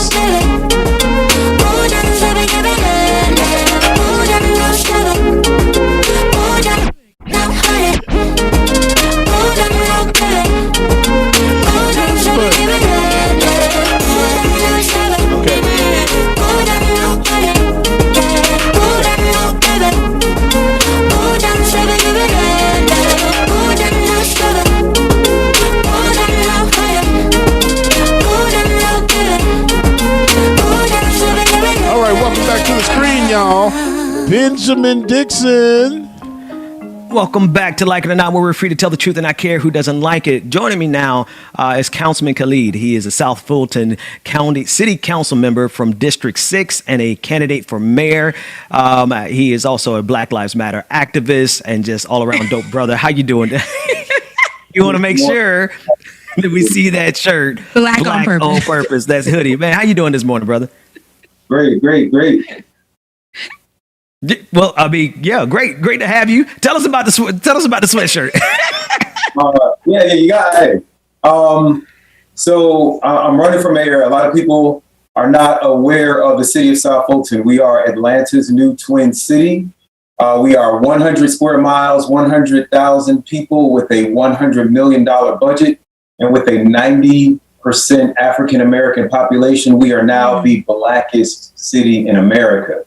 A lot of people that you associate with Atlanta, from the late, great Congressman John Lewis to Candy, from the housewives I went to high school with, to 2 Chainz, all of these people live in the city of South Fulton.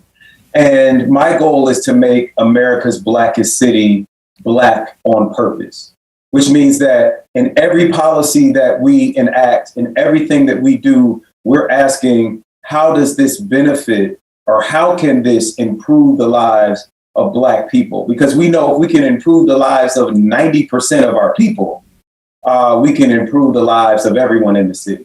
And so it started off as a campaign slogan, and it just became, people saw me wearing it and they're like, oh, where can I get a shirt? So there's now a shop coming online, blackonpurpose.shop, where people can buy this merchandise.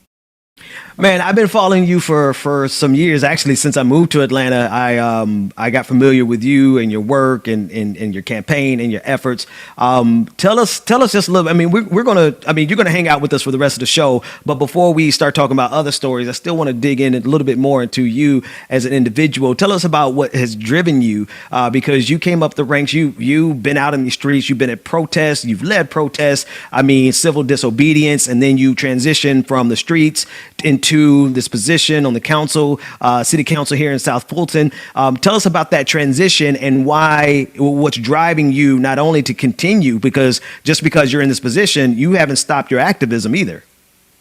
Oh, no, actually, tomorrow I will be headed to Birmingham. I'll be there with Bernie and some other folks rallying for Amazon workers. I started off in politics as a union worker. I did music. I went to film school, so I was really into the arts. And my mom's, who passed, she was like, you got to get a job with good benefits. You know, just have a job. You know, and so I started. I was climbing telephone poles, and then I started driving buses for MARTA. Every job that I've ever had, the best benefits that I've ever had have all been union jobs. And in 2015, MARTA decided, MARTA is the transit authority here. They decided they were going to start outsourcing departments to break up and get around the union contract. Mm-hmm. I saw people, we were in I was a paratransit driver, you know, the short bus drivers. And we were in a trailer, and you got vested with a retirement and pension after 10 years. I saw people with 9 years and 10 months, 2 months away from having a pension, lose their pension.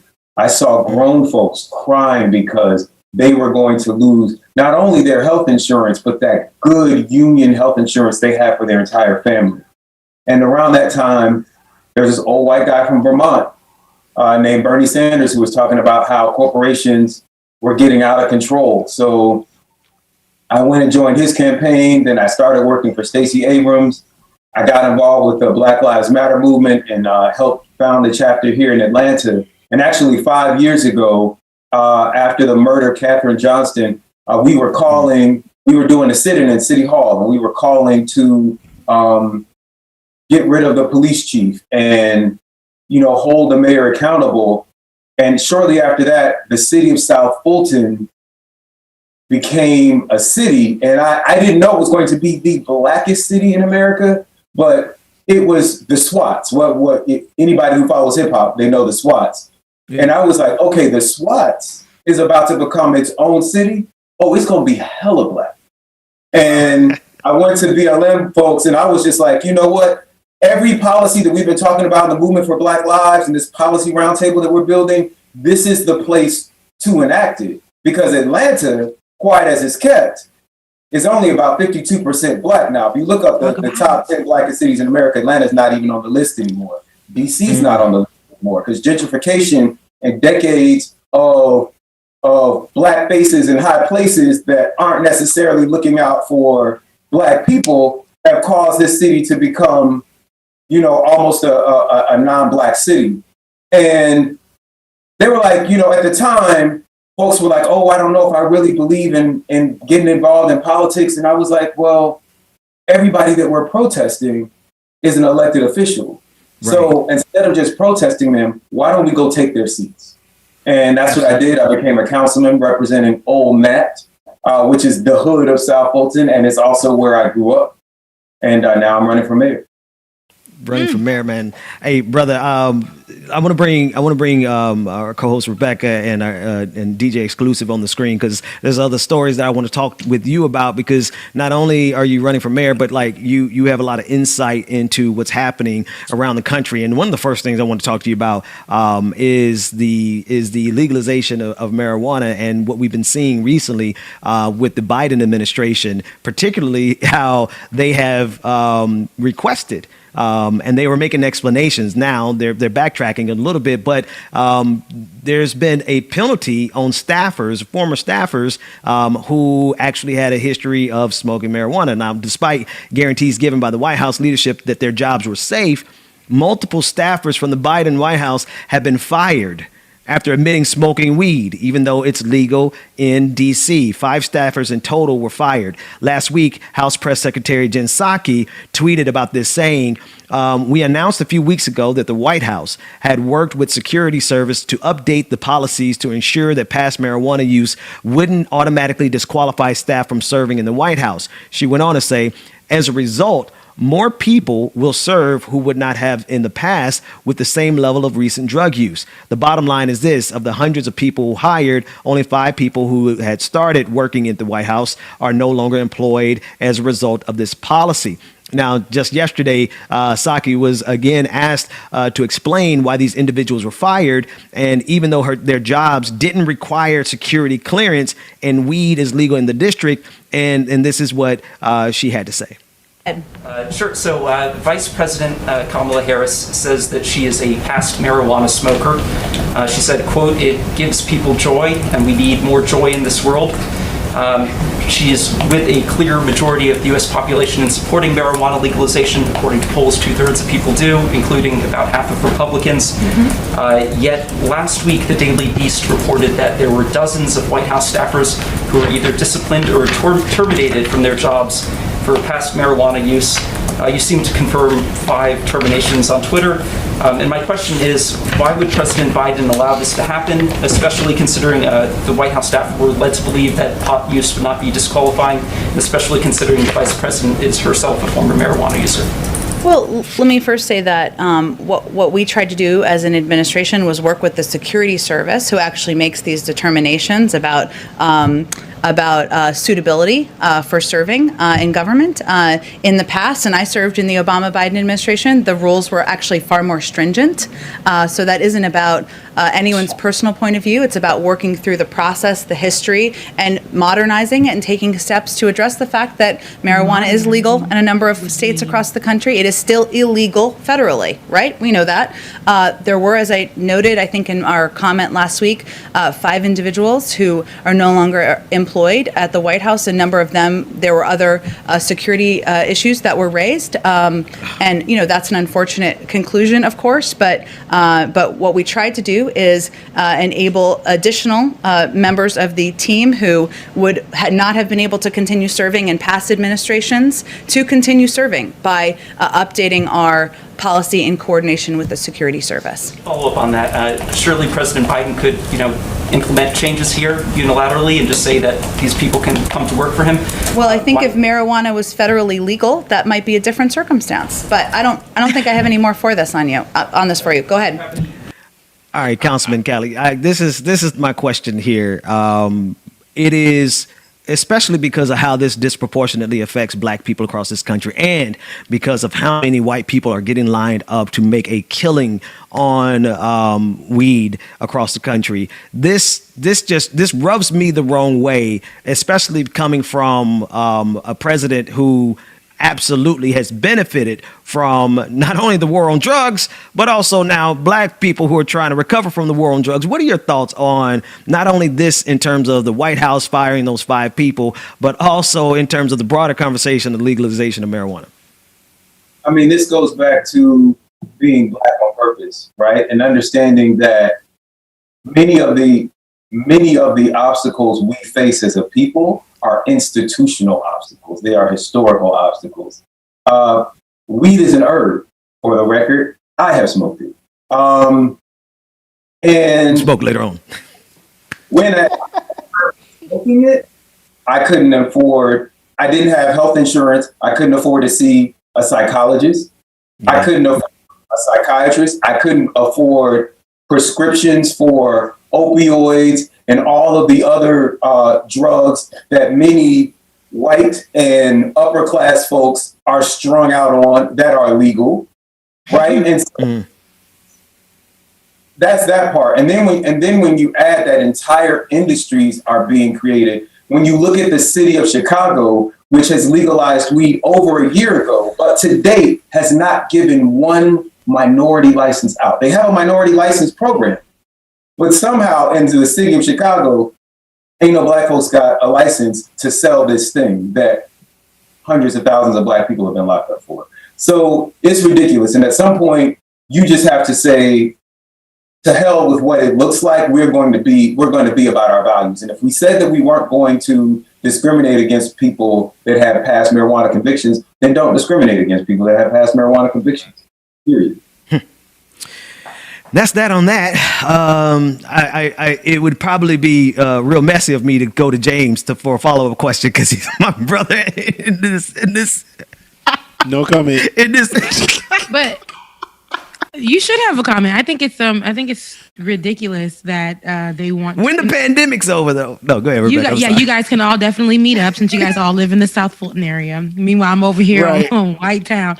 But I think that honestly, hearing her say that, and she's getting on my damn nerves. By the way, let me tell you, I really wanted to like her. I really did. I did. I wanted to give her an opportunity. I wanted to give her a chance. But the way that she is trying so hard, and I know that's her job, but hearing that man's question and saying that she had enough of it, he's asking a really good question. Hell yeah. Hey, if you're talking about modernizing things, we're in 2021 and you guys are talking about firing people because they smoked marijuana. You know, they had a little bit of weed. They hit the blunt. For some reasons, but here's the thing. For some reasons, maybe because they don't take pills and maybe they do have anxiety and maybe it's something they do to calm down, you know, as the councilman said. So all of these things, but you're talking about, you know, modernizing it. You're saying the last president that you worked for. You see how she tried to throw her under the bus? It was a bit strong. Yeah, it was a bit stronger. You know, the rules were a bit harder and more harsher. But, you know, now and here, you know, and then she went into this one. This is what killed me. It wasn't only the weed that they were fired for. We found other things. There are other just about to ask about that too. So I heard all of that just making excuses, and I didn't like that because what she's trying to run from is what the journalist was saying. Weed ain't even a real issue like that. So why were they really fired? And if we're coming into a modern presidency, why is weed still a thing that you guys are firing people for? And her excuse was, it's not up to us. It's federal. I would like to hear the president of the United States talk about, you know, the disparity between African Americans and how it's hurt them for them to be jailed for something that the white community is monetizing off of right now. Yeah. So what we can do for those who are working for us is go ahead and forgive that. If they have been smoking, it's about abusing drugs. Shouts out to Dr. Carl Hart. It's about the abuse of drugs because white people go to rehab, okay? Right. When they're abusing drugs, when they're strung out, when they're walking into stores and shooting up stuff, that's where they go. But you selling weed because this is what you got to do to feed your kids, and you got like 17 years. Yeah. Come on, somebody. It's you see how she threw she threw Barack Obama under the bus, and then she threw those 5 people under the bus saying that there were other things. The other thing, yeah. I'm like, I'm not really feeling that energy, and not to dogpile on her, but seriously, like she's starting to remind me of just any other press secretary up there, right? Sarah Huckabee. She's giving Sarah Huckabee vibes. She's giving very much Sarah Huckabee. Okay? Is she that bad? Yes, she's lying. She's lying, but the overprotection of something that she knows is wrong, and for her to be her age, and understand, and she probably is hitting blunts. She's probably popping pills and drinking at the same damn time. I'm pretty sure a lot of this is going down. So you know that's why I'm like, girl, you're one of us. So there is a way that you can answer these questions and not get upset because you feel it. You feel the heat and you understand that you're wrong. But and he's asking is, if you're saying it's you're trying to modernize everything, why are we here? So here's the thing with that: the system has been designed to work exactly as it's been working, and that's against us. And you know, and that's it. That's that on that. So people that did get the job and were fired because of weed, you know, the system is working against you. Write a book about it, baby, if you can. Like, just give somebody the tea to expose. Khalid, do you think they actually thought this thing through when Kamala has been telling everybody how much weed she smoked? Absolutely not. Because here's the thing. Since you just pointed out alcohol, if you've ever been to Capitol Hill or Congress, of drinking that goes on in the federal government, the number of people that have DUIs. If we're going to fire people for having weed misdemeanors, we need to fire people that have DUIs. If we do that, half of them will be gone. Wow. Mm-hmm. Wow. Yeah. That's a fact. And I'm telling y'all, I just like that's alcohol is a different devil. And I used to be a drinker amongst drinkers, but like during the pandemic, I stopped drinking, you know, because whatever.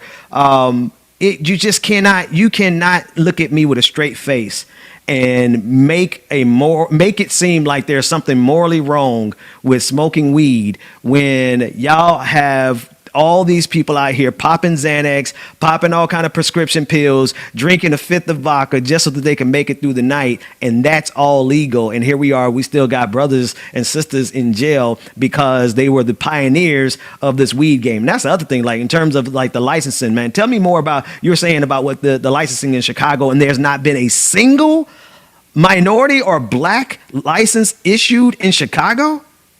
Not a single person. People have paid hundreds, even to get those licenses, people have paid hundreds of thousands of dollars to attorneys and lobbyists trying that. Just getting the license, right, is an industry. Here in Georgia, we have authorized, I think, 5 growers licenses, and now we're going to be in the second phase. And this isn't for recreational use.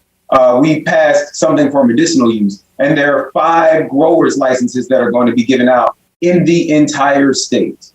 One of the things that happened in Chicago is that when it was medicinal, they gave out licenses to people. And then when it became recreational, the people who had medicinal licenses, guess what? None of them were black. The first opportunity to start opening recreational places. So I'm actually going to be doing a town hall in June about this very issue with Sheikh Rahman, who is the state senator who has introduced a bill to make recreational marijuana legal. It did not actually get through the legislature, but it's going to be important for us, even before these bills pass, to start looking at who is getting these licenses. What is the process going to be? How are they Are they just doing minority participation in name with this elaborate process, or is there going to be a guarantee of licensing? And then at the city level,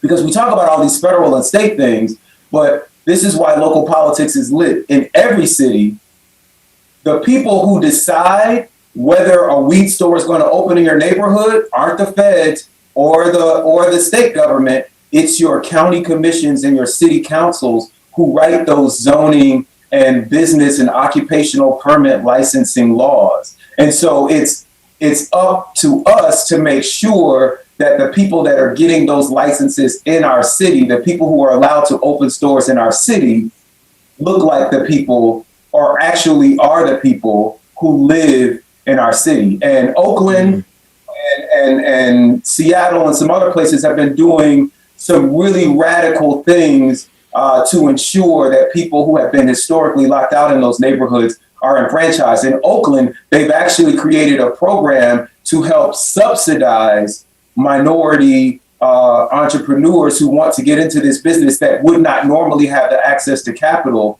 allowing them to piggyback off of a white or majority-owned business. You're running for mayor in South Fulton, and you just mentioned like some policies. Like I could hear some of the policies that you will be fighting for. Tell us just a little bit more about like what you're fighting for specifically in the blackest city in America.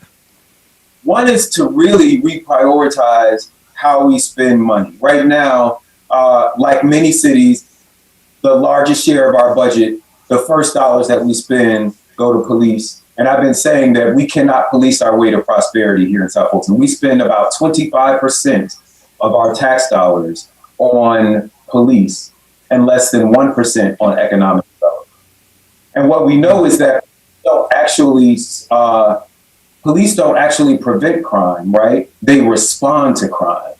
What prevents crime is opportunities. And so looking at ways that we can create opportunities for people who are caught in this school to prison pipeline is a major part of what I want to do as a city council person. And the second part is improving our infrastructure. One of the reasons that we became a city is because when we were governed by the county, which has a majority white Republican board, most of the county commissioners actually do not live in South Fulton County. And that was reflected in how things were spent. So for example, North Fulton County has an award-winning water treatment plant.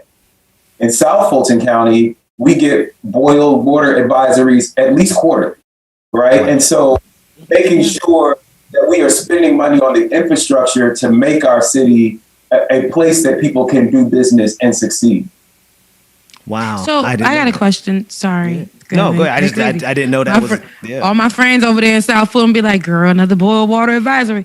But I know that you said some of the policy that you're working on are like infrastructure and things like that. One thing that I've seen that you're working on is the blighted property fund, where you're taking like vacated apartments and things like that and fixing them up and creating that idealistic Black, look, what T.I. said was but wasn't Wakanda, because it's like that property, fixing up the property. So tell us about that, because that's very important. I would love to move in a predominantly Black area with good property. Now we got some nice places. We got some places that rival wherever you're living now. We got some $1 million houses. We got some $1 million houses. I don't know what you're making here on Like It or Not, but not enough to be moving into those. But let me tell you something. Free Azor and free Bubble. Are you watching right now? Listen, but get them. Let the man talk. Let the man talk. Joe, go ahead and say what you say there, Kelly. It's coming. It's coming. But no, one of the things that we discovered, or one of the things that I discovered as I dug into why do we have all of these properties? We have properties that have been burned out and abandoned for like over 10 years. And what we discovered was that even under Fulton County, there had never been any money put into demolishing or seizing these properties. They would just get reported, and what happens, the code enforcement department, puts a lien against the house, which means nothing until the house is sold.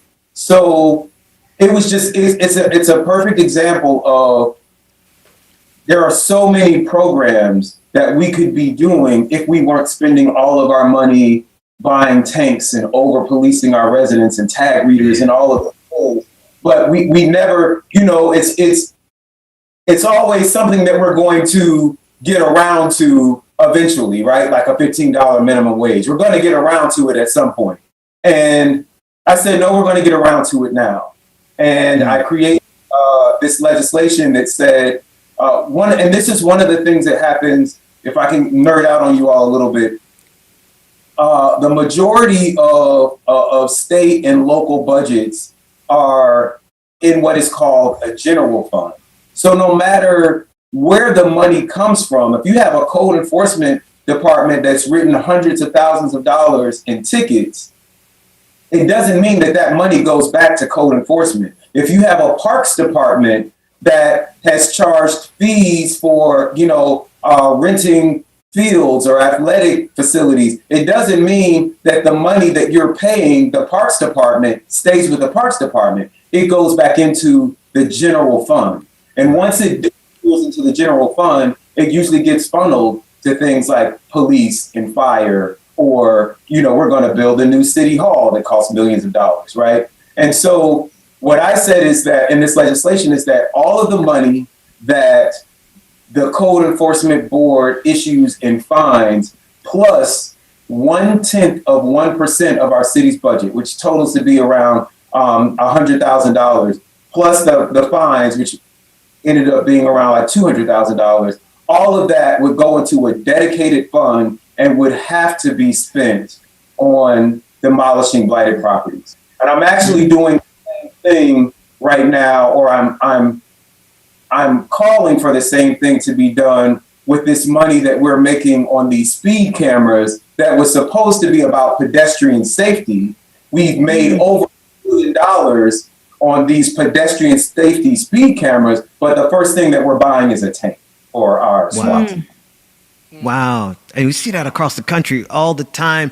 And this is being implemented in the blackest city in the country with the blackest city council that I've seen in any city I've ever lived in. So this is not coming down from white folks doing this in the city. This is coming down from black folks doing this in the city. Talk about that with the last few minutes we got left.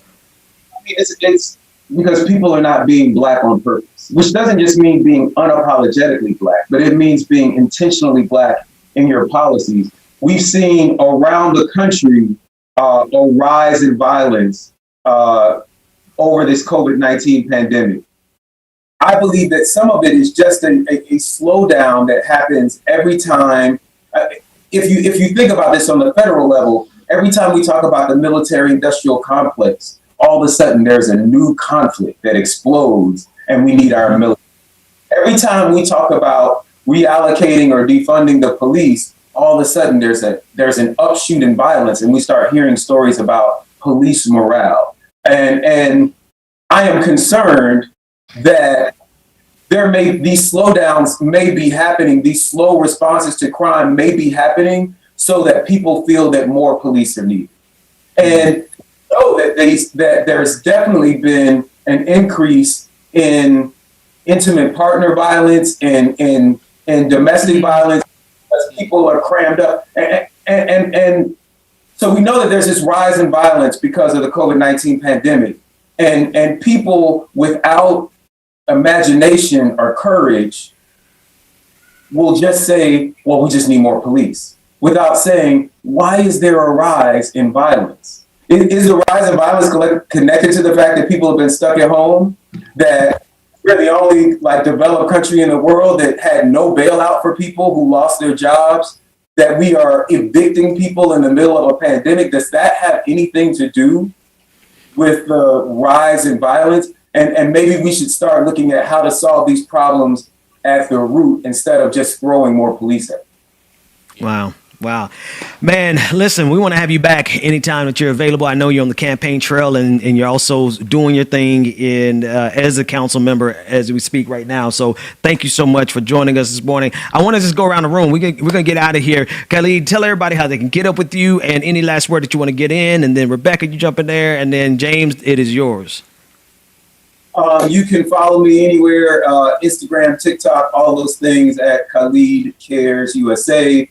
My website is khalidcares.com. Everything is, you just put in Khalid Cares, you'll find me. And if you want to get involved with this campaign, if you want to donate or volunteer, you can text the word black to 33777. 23. Hey. That's what's up. So 33777. I just needed to know. 337. Right. Okay. That the Black on Purpose is really, I absolutely love that. And I want a hoodie. But you guys could definitely, thank you so much for coming on the show, by the way, as well. I think that this right here is a gem. I don't think people understand or know you here who live in the Atlanta area. And when we come here, the first thing that we want to do is get to the blackest area here. Yeah. And then, I have friends who live in Buckhead and things like that. I live in Atlanta. It's really black. And you get there and it's not so black. It's just not as black as you think. Ben, where you live is black. I'm saying I'm agreeing with you. There's some sides of Atlanta. I'm like, oh, this is not as black as I thought. This ain't black. I'm in the black side of town.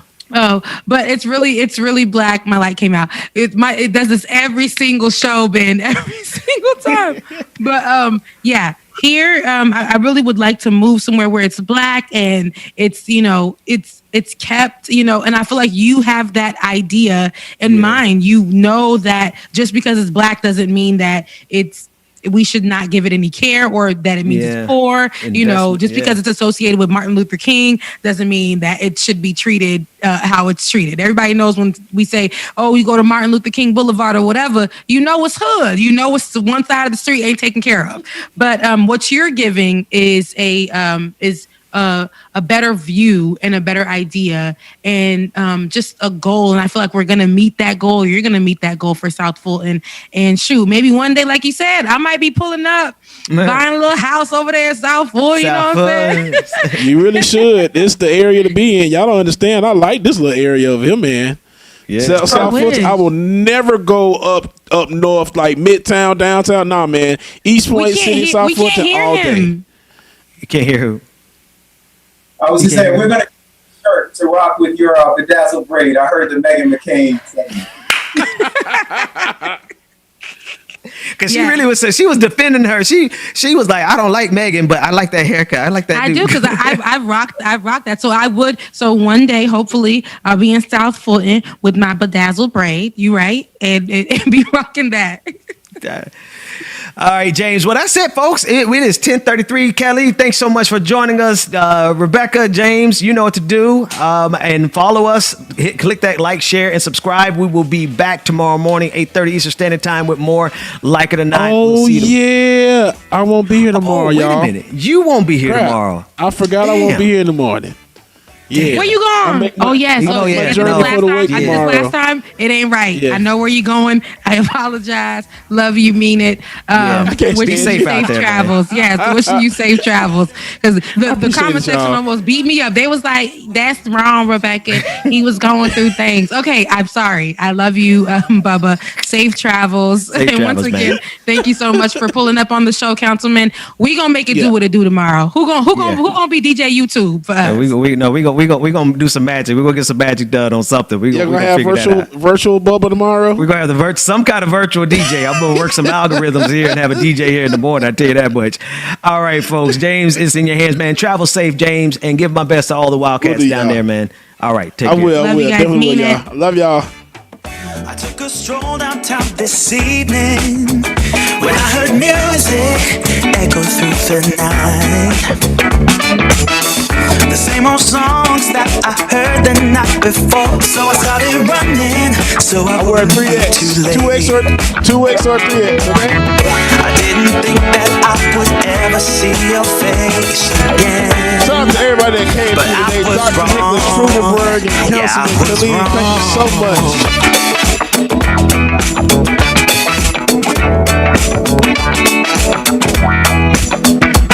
Not gonna miss y'all as well too. My heart was pumping to the beat that was blasting through the night. And on the street the crowd was jumping, singing songs and dancing through the night. I didn't think that I would ever see your face again, but I was wrong. I can't believe we're dancing in the street. All I ever wanted was to get close to you. Now I'm burning in your atmosphere. Thank y'all very much, y'all. Thank y'all very much. Dancing in the street in the neon light. What the music gonna reveal the night.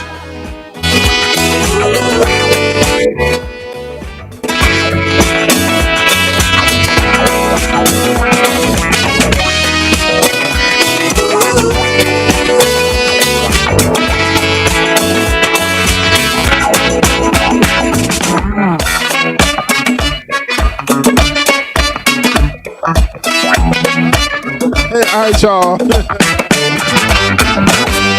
And when the music started to fade out, the first rays of sunlight lit up your eyes. Oh, how I wish this night would never end, so we can keep on. Y'all make sure that y'all hit that like button. Y'all hit that like button. Share, comment, subscribe. So you know what Like It or Not is doing. But I was wrong. I can't believe we're dancing in the street. Son, things that don't hurt nothing. I wanted was to get close to you. Now I'm burning in your atmosphere. I can't feel my feet while we're dancing in the street in the neon light. What the music gonna reveal tonight. The whole one should be.